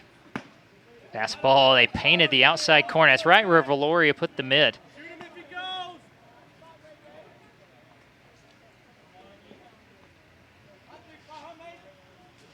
DiLorenzo does have 4 stolen bases this year. Not a bad spot to think about going.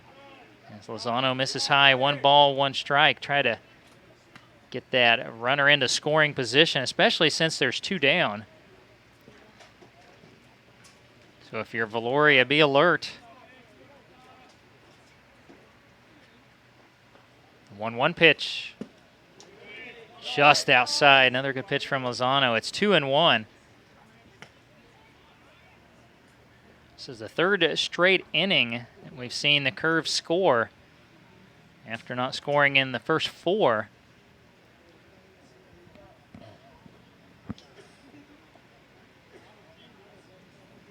Lozano's 2-1 with the runner moving. He is low and got a great jump. Stolen base for DiLorenzo. Now Carrier has a good hitter's count, 3-1. Carrier reaches, it would then be Tyler Peters, who's 2 for 3 this evening.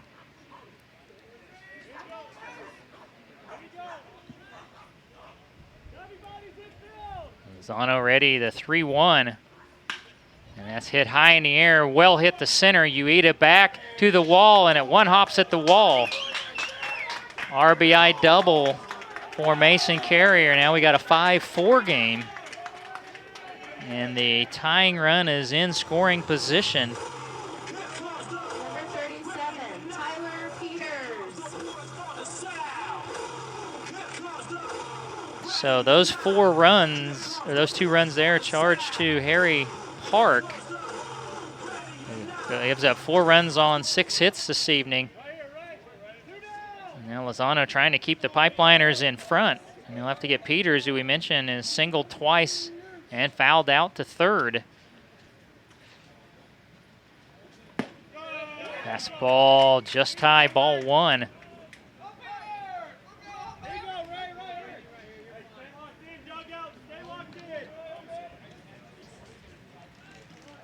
So it's now 5-4 in the bottom of the 7th inning.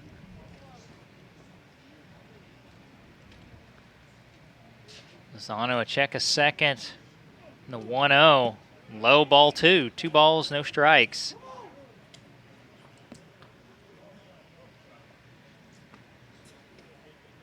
Following Peters, if he reaches, would be Houseman.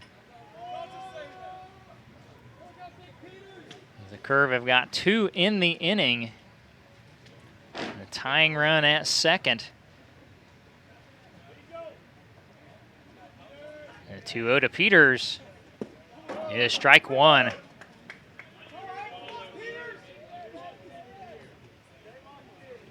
Lozano needed a breakthrough pitch and got one there. 2 balls, 1 strike. Runner at second, 2 down. Pipeliners have never trailed, and it's never been tied. Comes the 2-1 pitch. Well outside. Valoria able to track it down and hold the runner at second. Now a good hitter's count, 3-1 on Tyler Peters.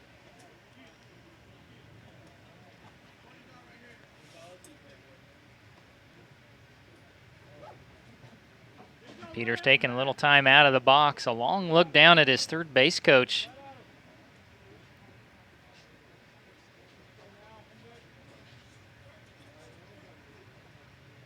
Lozano with the 3-1, jammed him. It's popped up. It will sail back and out of play. 3 balls and 2 strikes.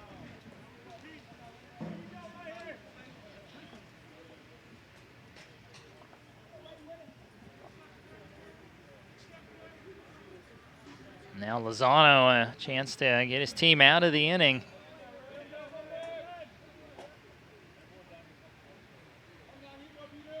There's the payoff. Low ball 4. So that puts runners at first and second. Number 4, Colin Houseman. And we'll bring up Colin Houseman. And they're going to go talk to Lozano before Houseman bats.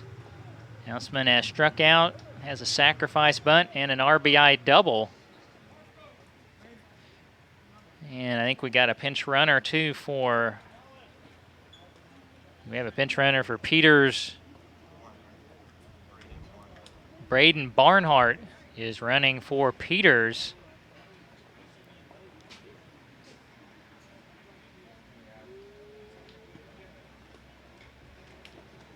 So a long conference on the mound ensuing.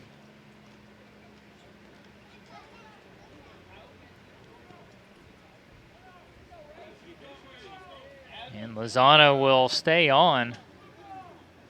I don't know that anybody else is up and throwing yet. I was going to look back. I know 3 pitchers used last night, 4 pitchers used Tuesday, and 4 used on Monday. So it's a tired staff right now. And Lozano's first pitch belted into left field down the line. This is going to be a tie game. Clyden up throwing the third, throw in, the tag down, and safe. RBI double for Colin Houseman, and we're knotted up at 5. And the go-ahead run 90 feet away. And the batter will be Marco Robinson.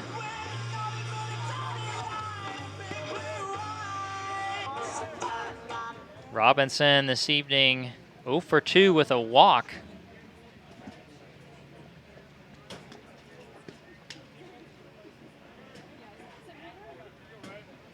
First pitch from Lozano, fastball on the outside corner, strike 1. This is the 8th batter of the inning. How big does that air factor in now? That is enormous. You'd have been out of this thing long ago.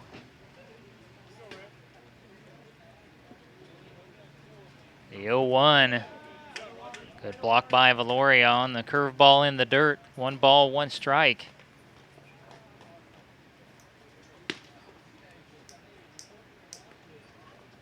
Again, Valoria will go out talking to Lozano, and sometimes you wonder when you do that right after you've been out there, you wonder if you got crossed up on a signal that a pitch came that Valoria wasn't expecting.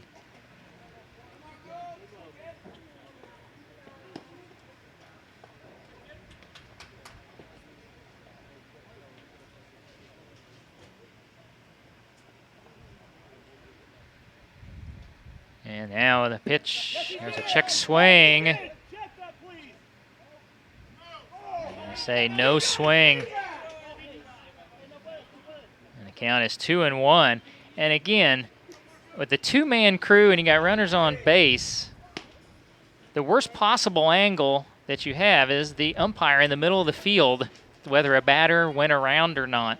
It's your only recourse, but it's just a terrible angle to know in the middle of the field.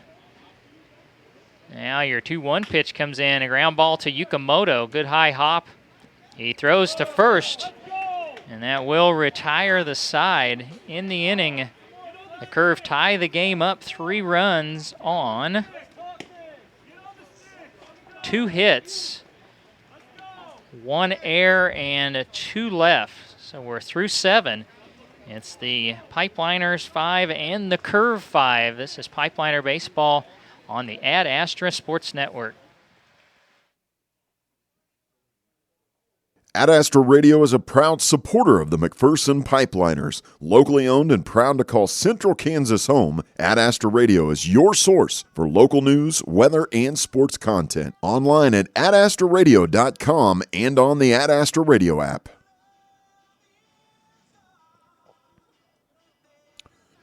Kicks Country 106 is McPherson's country station and your source for local news, weather, and sports content. Join Aaron West afternoons on The Drive for your chance to win concert tickets and more. Streaming on the Ad Astra Radio app, today's best country, Kicks Country 106. Ad Astra Radio, your source for award-winning news, weather, and sports coverage. No one covers Central Kansas better. Ad Astra Radio is a proud supporter of the McPherson Pipeliners. Listen to select Pipeliners games online at adastraradio.com and on the Ad Astra Radio app.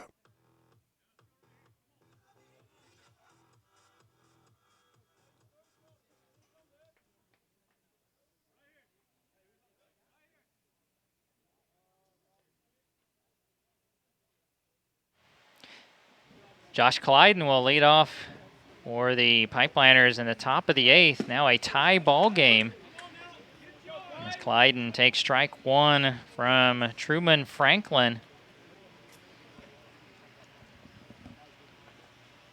And the 1-strike pitch grounded to short. And the toss over to first. And there is one away. Clyden now 0 for 4.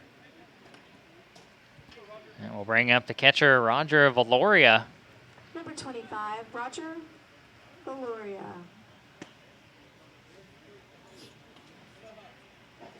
Valoria is 1 for 3 with the RBI single coming in the 6th inning.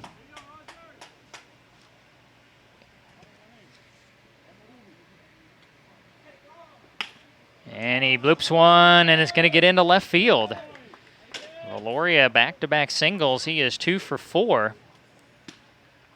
And the go-ahead run on base. Bringing up Jared Ueda.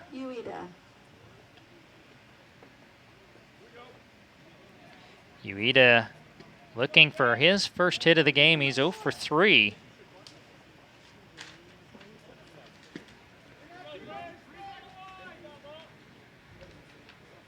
As Valoria leads off, Ueda takes inside, ball 1.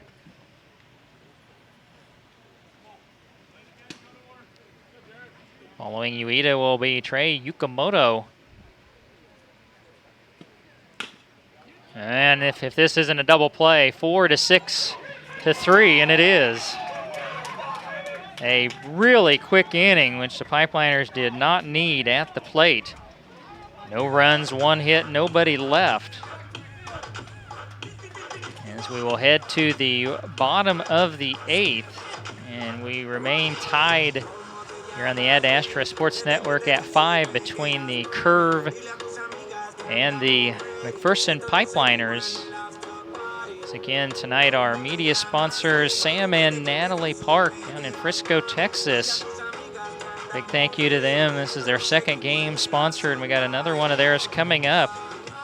As we've looked at some of the area charities, we wanted to go back. I'm just really intrigued by the Reuse It Center. It's right there at Highway 56 and what is the 81 bypass that goes around to get to the interstate right at the corner in McPherson. They provide location and organization to recycle construction materials to benefit charities and organizations, and this will impact low-income and elderly who qualify for assistance. And a lot of those recycled construction materials will go to places such as Habitat for Humanity, and what a great idea that is. So if you want to learn more about that, stop by. Again, it's the corner of Highway 56 and the old 81 bypass in McPherson, or call 620-245-0122. As Valoria was on base, so they have to wait till he gets all the gear on. And again, if you could help us out to be a Pipeliner sponsor, we've got about 4 more games that we have sponsored and about 9 or thereabouts we don't have. To try to keep everything on the air, we need your help. Doubleheaders, which we have 2 of coming up on the 30th and then on the 13th, are just $175 per doubleheader.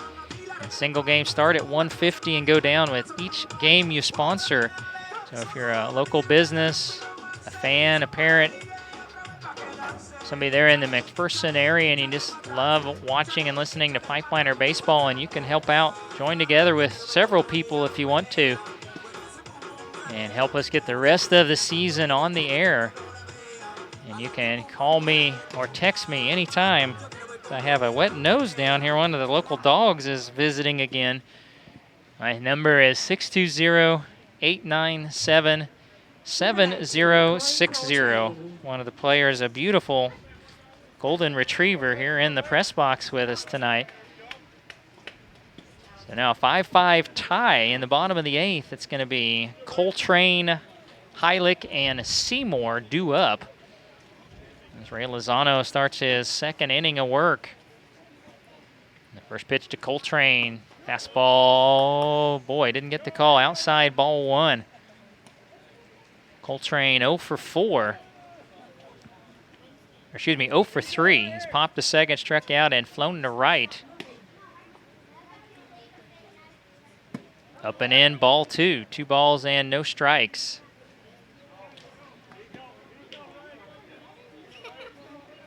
Well, got to find a way to keep this thing tied going into the 9th. Lozano's 2-0 pitch. Fouled off right off the end of the bat, out of play. 2 balls and 1 strike.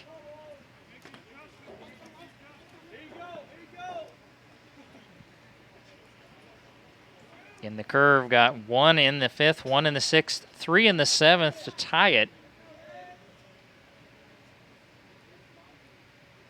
2-1, grounded right up the middle. Can anybody get to it? Yukamoto's got it to first and got him by a half a step. Nice play by Trey for out number 1 on a slowly hit ball right up the middle. And that'll bring up Evan Heilich. Heilich is 1 for 3. He tripled to right back in the 5th inning. So 1 down in the bottom of the 8th. Base is empty. 5-5 tie.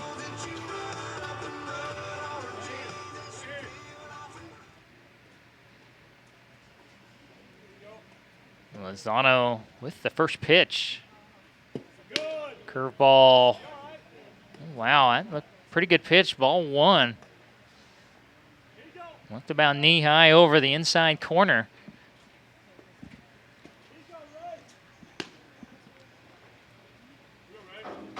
And the 1-0 from Lozano. Fouled back. 1 ball, 1 strike.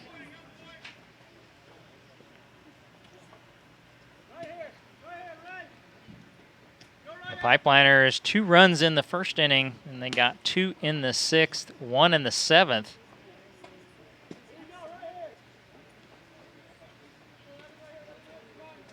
And Lozano having a little trouble there. Will step off. Wasn't getting the pitch he wanted. Pipeliners 5 runs have come on 12 hits. 1-1 curveball. That one called strike 2 on the inside corner. It's 1-2 on Heilich. 5 runs on 8 hits for the Kansas Curve. Each team has committed an error.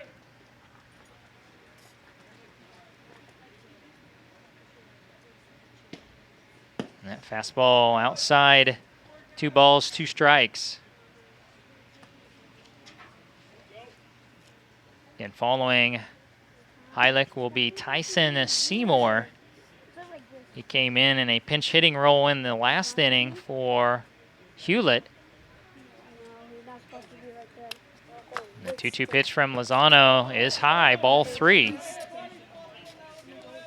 So 3 balls and 2 strikes.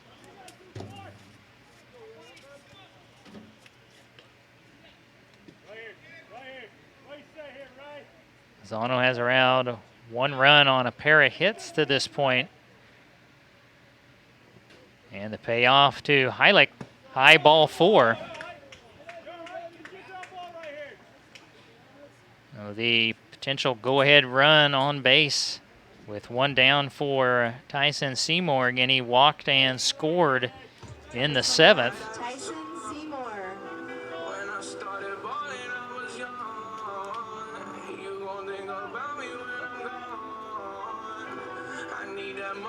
So again, Seymour taking a little time before he steps in.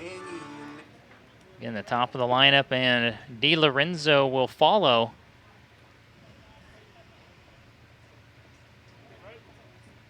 Lozano will throw over to first.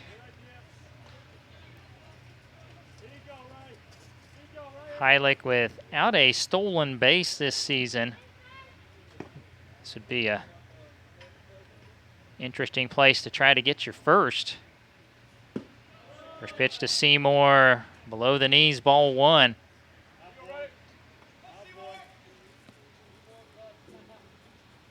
All right, now nobody, doesn't look like in either bullpen working. So right now it's Lozano and Franklin are your pitchers. The 1-0 pitch, swing and a miss by Seymour. 1 ball, 1 strike.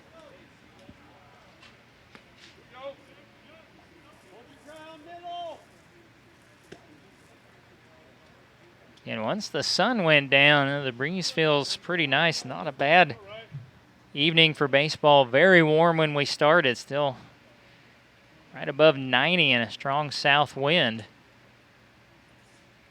There's a 1-1 to Seymour. Curveball hit high in the air to right center field. Yakovich underneath it. He's got it for out number 2.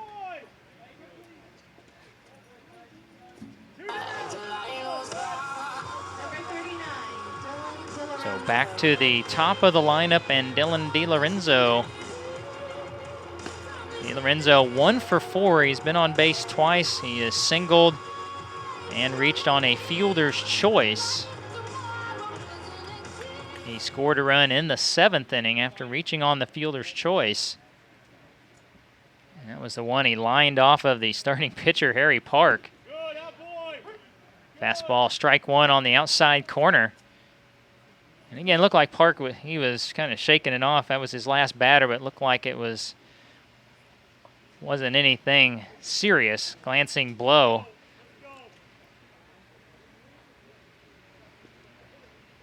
Lozano with the 1-strike pitch. Popped up left side. I believe Brown is going to have plenty of real estate. He's got it for out number 3. No runs, no hits, and 1 left for the Curve. And we head on to the 9th, and we've got a 5-5 tie between the Curve and the Pipeliners. You're listening to Pipeliner Baseball right here on the Ad Astra Sports Network.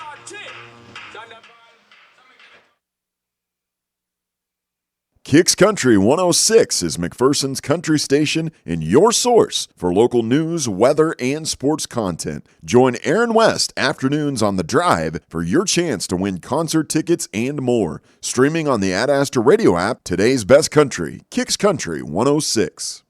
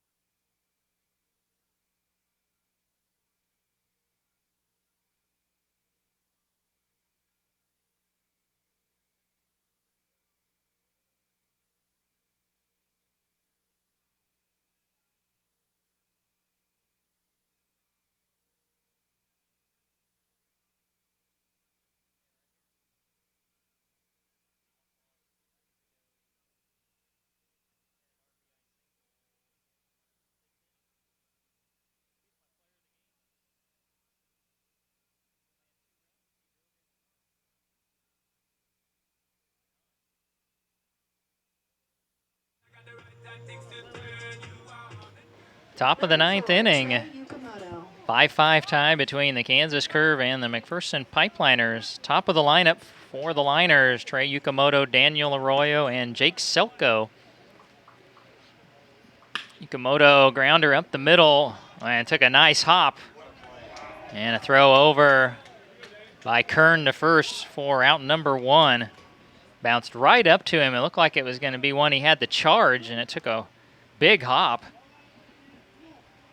Yukamoto is now 0 for 5 this evening. Number 7, Daniel Arroyo. And that'll bring to the plate Daniel Arroyo. 1 for 4, his one hit came back in the first inning, a single, and he later scored.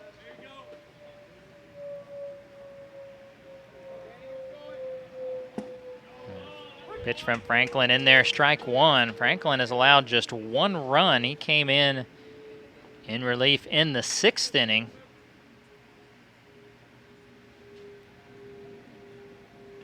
And a breaking pitch well outside, 1 ball and 1 strike.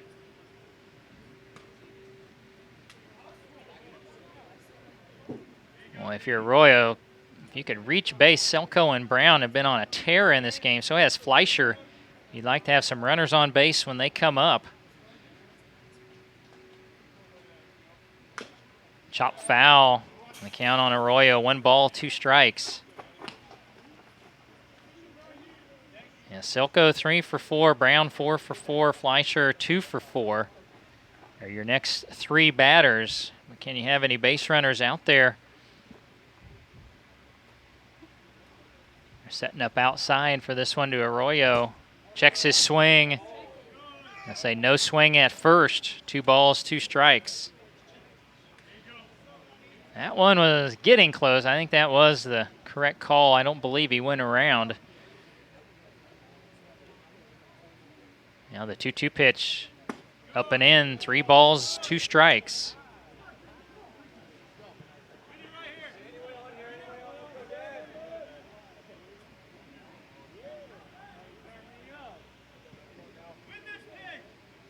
And the pitch from Franklin, high ball 4, just his 2nd walk. Or excuse me, now I look down, I believe that is his 1st walk.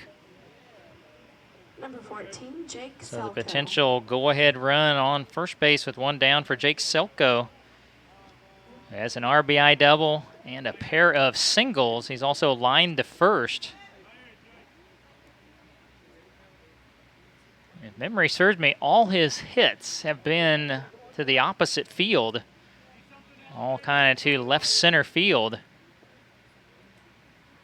Franklin way outside, ball 1. That was a nice stab by Heilich. Last thing, if you're the Curve, you don't want to uncork a wild pitch and get that tying run down in scoring position. And there you did it. Wild pitch. Or a bad throw to first, and I think Arroyo can make 3rd. And there he goes. It's going to be a 2-base error on the throw by Franklin. So now if you're Selko, that brings a sac fly into the equation. Look for something to drive into the outfield.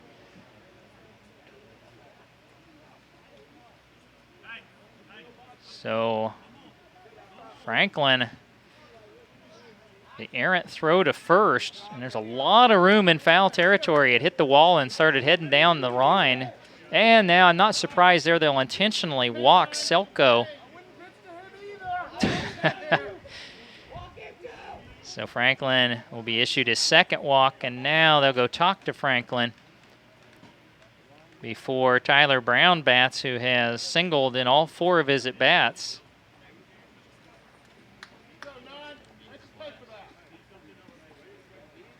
And it looks like there's somebody right on the edge of the warning track there ready to sprint out to the mound. And that will be it for Franklin. I think it's number, is it 5 or 9? It looks like 9. Lorenzo, is that Galicia? Okay. Lorenzo Galicia will be the new pitcher.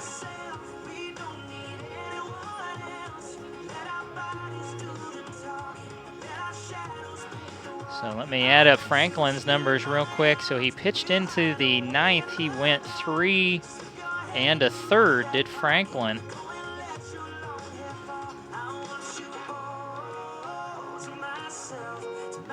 And Franklin allowed 1, 2, 3, 4, looks like 5 hits.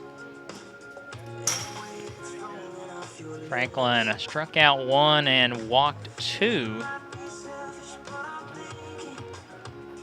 And both runners on base would be his responsibility. As Galicia will make his 9th appearance, 1-1 record. He's thrown 12 innings, given up 9 runs on 13 hits. 8 of those runs are earned. Even 6 ERA, 7 walks, 16 strikeouts. He's hit a couple of batters.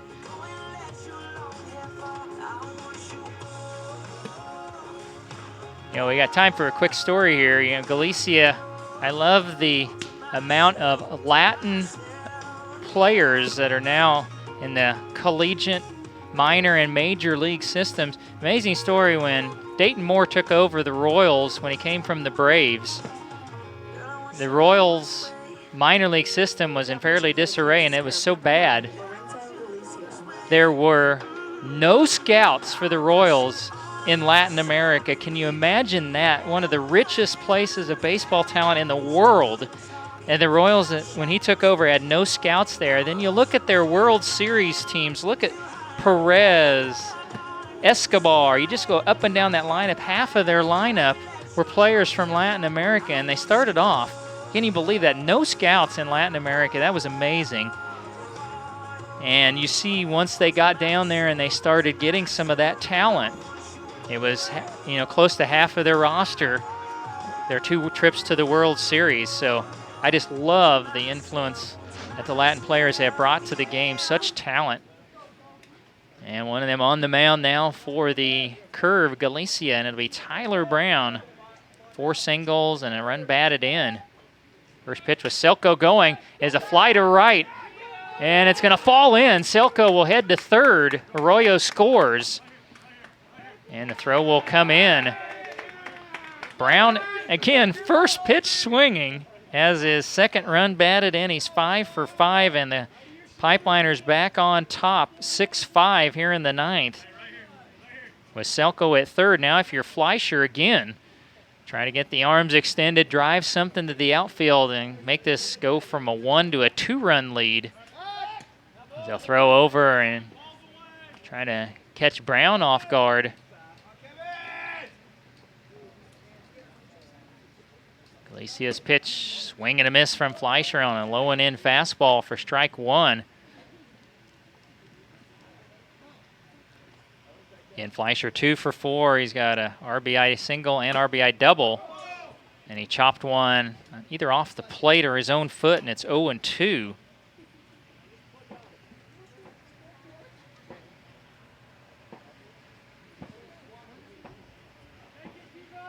And they're going to set up outside. Fastball misses.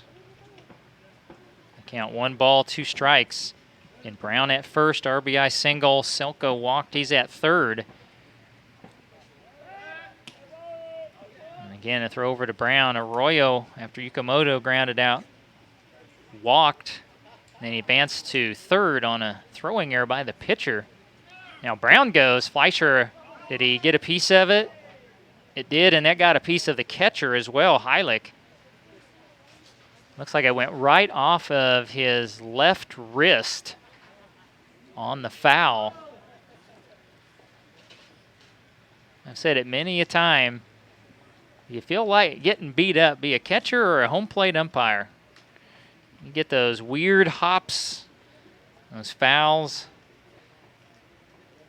You can't protect every single part. You got a lot of great gear out there, but there's still some exposed places.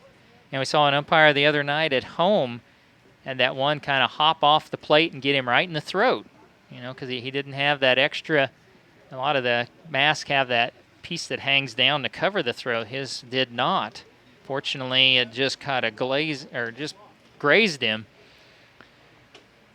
So Heilich will shake it off and stay out there. Again, the count on Kevin Fleischer, 1-2. There's a slow roller. That should get a run home. Charging and throwing to first. They'll get the out. Give Fleischer his third run batted in on the ground out. It's 7-5 Pipeliners. Number 19. And now another Yakovich. ground in scoring position at second for Frank Yakovich. Yakovich is in search of his first hit this evening. He's grounded into a couple fielders' choices, flown the center and struck out.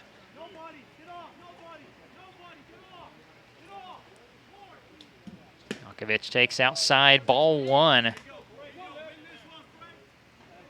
So those runs charged to Franklin. 3 runs on 5 hits he gave up this evening.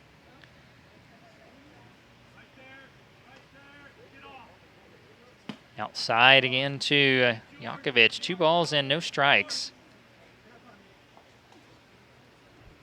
Now it'll be a quick little conference with Heilig and Galicia.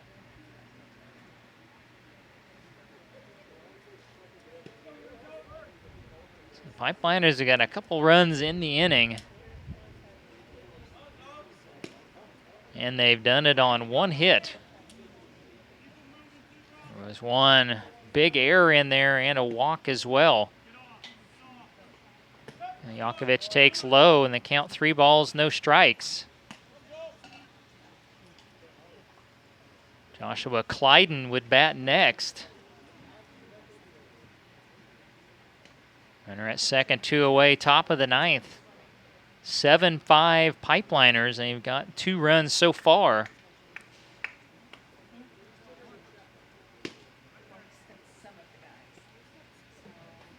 Galicia ready, the 3-0. Yakovich takes strike 1.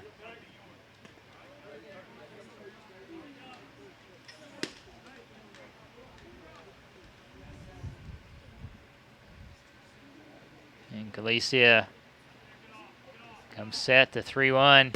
Yakovich a swing and a miss. 3 balls, 2 strikes.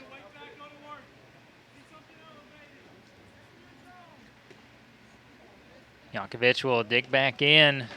Should see a pretty good pitch here. The payoff. Foul tipped and caught by Heilig for strike 3. So that will end the inning. The Pipeliners get a couple of runs on 1 hit, 1 error, and 1 left. So we head to the bottom of the 9th. It's McPherson 7 and the Kansas Curve 2. You're listening to Pipeliner Baseball on the Ad Astra Sports Network. Kicks Country 106 is McPherson's country station and your source for local news, weather, and sports content. Join Aaron West afternoons on The Drive for your chance to win concert tickets and more. Streaming on the Ad Astra radio app, today's best country, Kicks Country 106.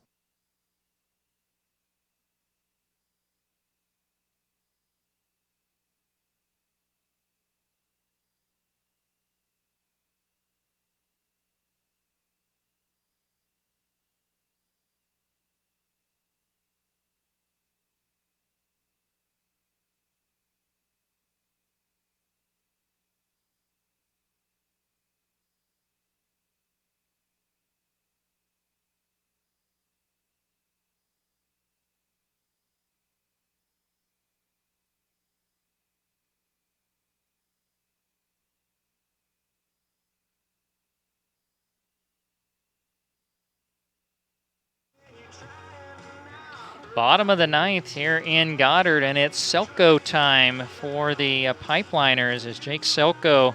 It's been a while since he come in a save situation. He did pitch in that Augusta game in a save situation late. And we'll take a look at his numbers as he'll negotiate the middle of the lineup as the 2, 3, and 4 hitters due up for the Curve. Selko will make his 5th appearance. He's got a save, and he's thrown 3 innings, giving up 1 run, and it was earned on 4 hits. His ERA is 3. He's walked 4 and struck out 7. And we'll have to see. There was some changes made. Due up right now is Gerard, Carrier, and Peters. I believe those 3 are all still in the game. Number 8. Gerard on the game is 1 for 3. He's got a double and a sacrifice fly for an RBI. Kevin Fleischer went from the DH, and he came in to play first when Selko went from first to the mound. First pitch from Selko, fastball in there, strike one. That's his go-to pitch. You'll see the slider from Selko, but he loves that fastball when he's got it moving. Fouled off, right side, no balls, 2 strikes.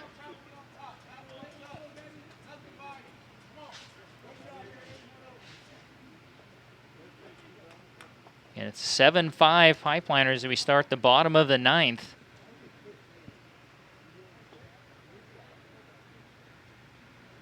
And the 2-strike pitch on the way to Gerard. Goes down sidearm.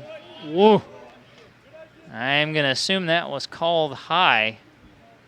I'd say it's been a fairly consistent strike zone on the evening, and definitely has not favored the upper part of the zone. If anything, it's favored the lower part. Now the 1-2, swing and a miss on the fastball. And Selko has the first out of the inning and his first strikeout. And it'll bring up Mason Carrier. Carrier 1 for 3 with a walk and an RBI double. So a little lefty-lefty matchup. Fastball down for ball 1.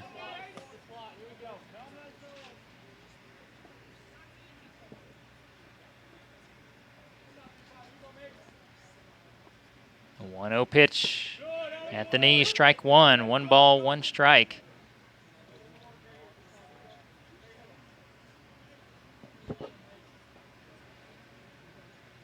Pipeliners looking to break out of a 4-game skid here in Goddard this evening.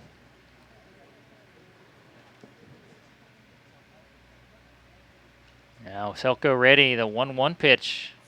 Stays high, 2 balls, 1 strike. If you're the Curve, you just want to try to get a base runner at some point to get the tying run to the plate. Selko ready with the 2-1 pitch. Went down sidearm. Just inside, 3-1.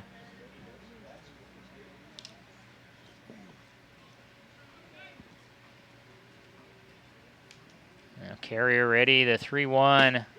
Right through there, 3 balls, 2 strikes.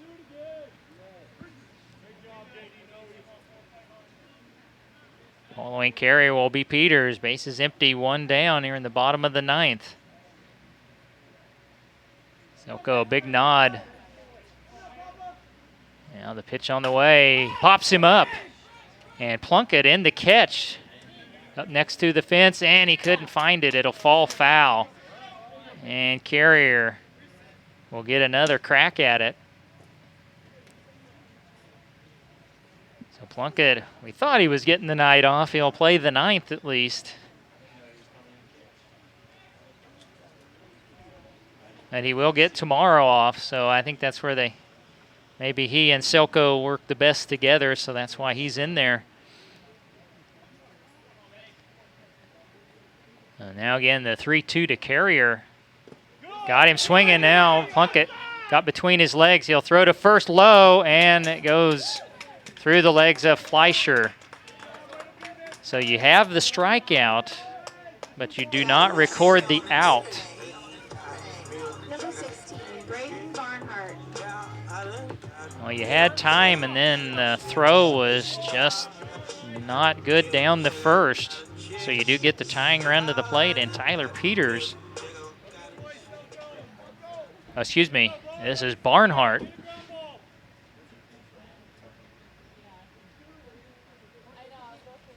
We'll take a look at his numbers if we get an opportunity. First pitch from Selko.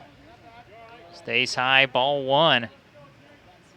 Braden Barnhart, a .293 hitter. 5 doubles on the season, and he's tripled once, and he's got 6 runs batted in. 1-0 evens out the count. 1 ball, 1 strike.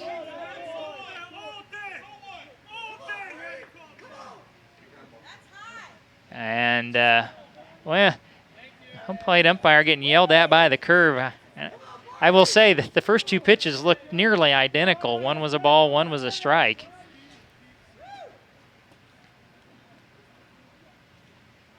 And on the 1-1 pitch, that one clearly high, 2 balls and 1 strike.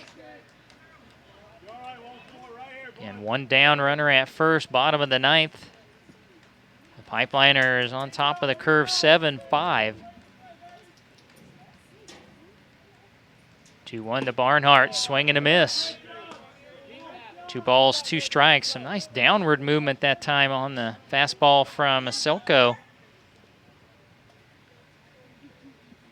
And he's shaking off the first 2 signs from Plunkett. And brings in the 2-2. Swing and a miss. As funny as it sounds, that's Selko's 3rd strikeout of the inning and 2nd out of the inning. And that will bring up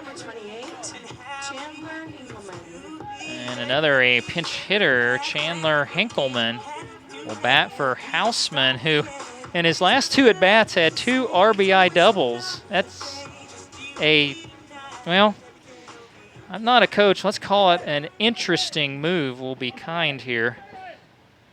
Not a move I would have made, but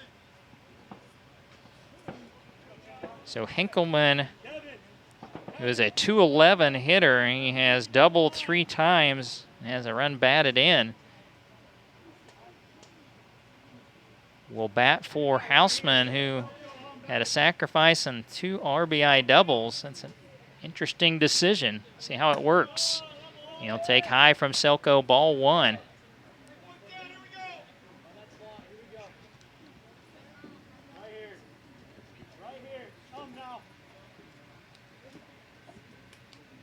And the 1-0 pitch in there for strike 1. It's 1-1.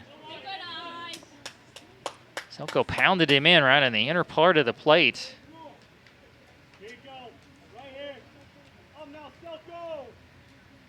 Selko, big breath. The 1-1 stays high. 2 balls, 1 strike.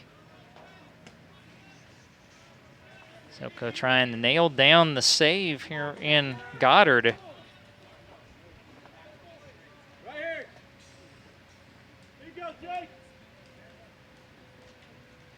And the pitch from Selko, high, ball 3.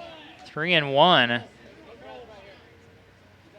Marco Robinson would bat next for the Curve.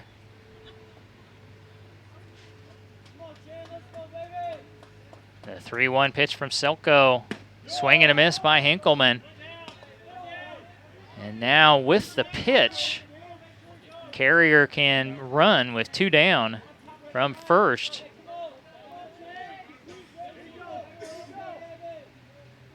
Selko ready. Here is the payoff. And he takes it high, ball 4.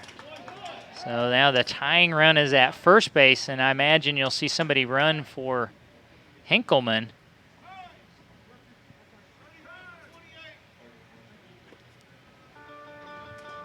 Number 14, Marco Robinson.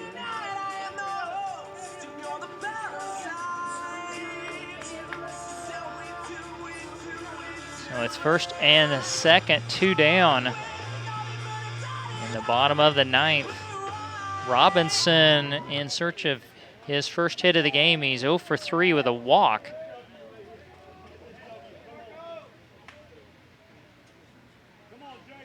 First pitch from Selko, outside corner, strike 1.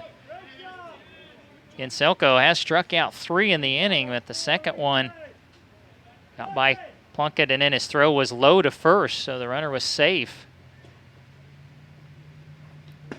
There's a check swing and a strike 2. And Selko strikeout 4 in the inning. Creighton Sanders is the one that is running for Hinkleman after he drew the walk. Selko will step off. Very sizable lead for Carrier out at second. The run right now you're worried about is the one at first. Selko, the 2-strike pitch, stays high. That's 1-2. First and second, 2 down, bottom of the ninth. It's 7-5 McPherson. Selko, the 1-2, sidearm, pops him up. Foul territory, can anybody get to it? Plunkett, a sliding, oh, he can't make the catch. It pops out of the webbing of his glove.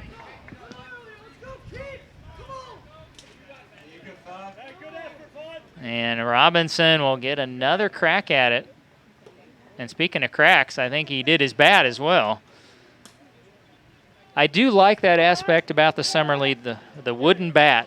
I do like that. You know, you're so used to seeing all these college players and hearing that clink of the bat, but I love that they use the wooden bats here in the summer.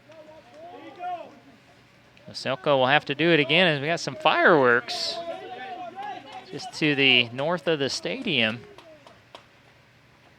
And again, the 1-2 stays high, 2 balls, 2 strikes. And if you're Selko, you don't want to go full on Robinson and put the runners in motion, because then a gapper could get you tied up. So this is the pitch you want to make right here. The 2-2 to Robinson. Got him swinging. And Selko does a strikeout 4 in the inning and nail down the win tonight on the road for the McPherson Pipeliners. No runs, no hits, and 2 left. As your final tonight, the Pipeliners 7 and the Kansas Curve 5. So the Pipeliners improve to 7-15, and the Curve will fall to 7-13 on the season. So again, 7-5 is your final. We've got a lot to get to here in our post game tonight. We'll select our player of the game, and we'll maybe try to get a word with our player of the game as well tonight. Maybe your unofficial final numbers, and look forward to the schedule as you have been listening to Pipeliner Baseball here on the Ad Astra Sports Network.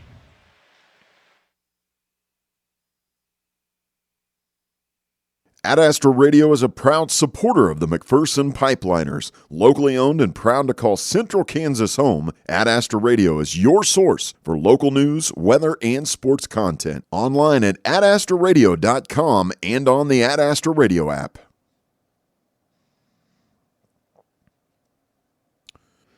Kicks Country 106 is McPherson's country station and your source for local news, weather, and sports content. Join Aaron West afternoons on The Drive for your chance to win concert tickets and more. Streaming on the Ad Astra Radio app, today's best country, Kicks Country 106.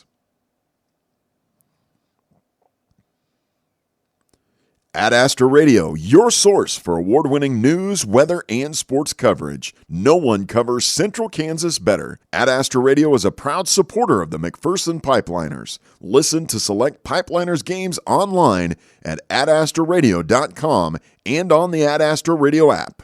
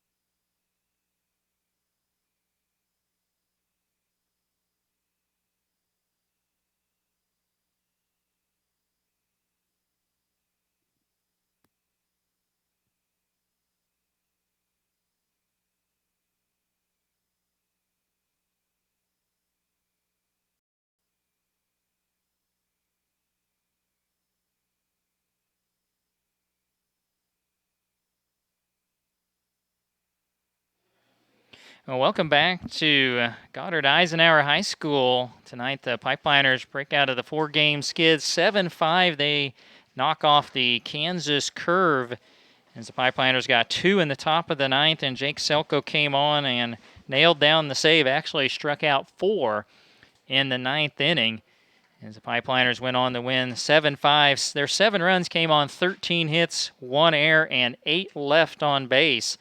Harry Park, what a good start for the Pipeliners tonight. Went 6 1/3, ended up giving up 4 runs on 6 hits. He struck out 6 and walked 3. Ray Lozano in an inning and 2/3. Gave up 1 run on 2 hits. He walked 2. And Jake Selko, the final inning, no runs, no hits. He struck out 4.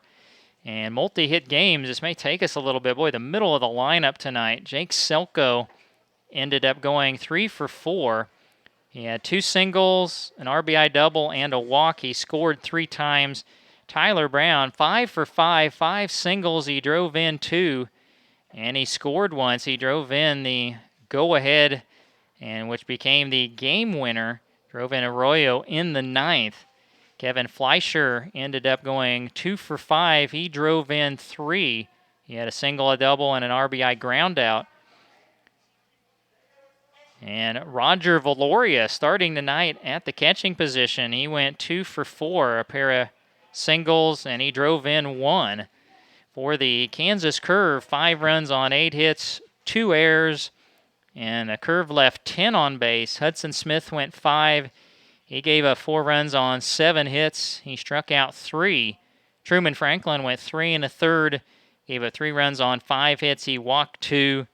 And he struck out 1, and Lorenzo Galicia, he went 2/3, and he gave up no runs on 1 hit, and he had a strikeout. Multi-hit games for the Kansas Curve tonight. He had Mason Carrier go he had an RBI double and a walk. He was 1 for 4. He had Tyler Peters, who had a pair of singles and a walk. Colin Hausman had a sacrifice bunt and a pair of RBI doubles for the Curve. So again, the Pipeliners now 7-15 on the season. Get the day off tomorrow. The Curve are now 7-13. So again, 5 runs, 8 hits, 2 errors, 10 left for the Curve. 7 runs, 13 hits, 1 error, 8 left for the Pipeliners. So our player of the game tonight here out on the road, it's going to be Tyler Brown. He had the game winner, went 5 for 5 tonight and drove in 2, and we're going to try to get a word with him here in a moment. I'm told he's on his way here in just a little bit, and we'll have him as our player of the game. Again, a big thank you to Sam and Natalie Park. They are our media sponsors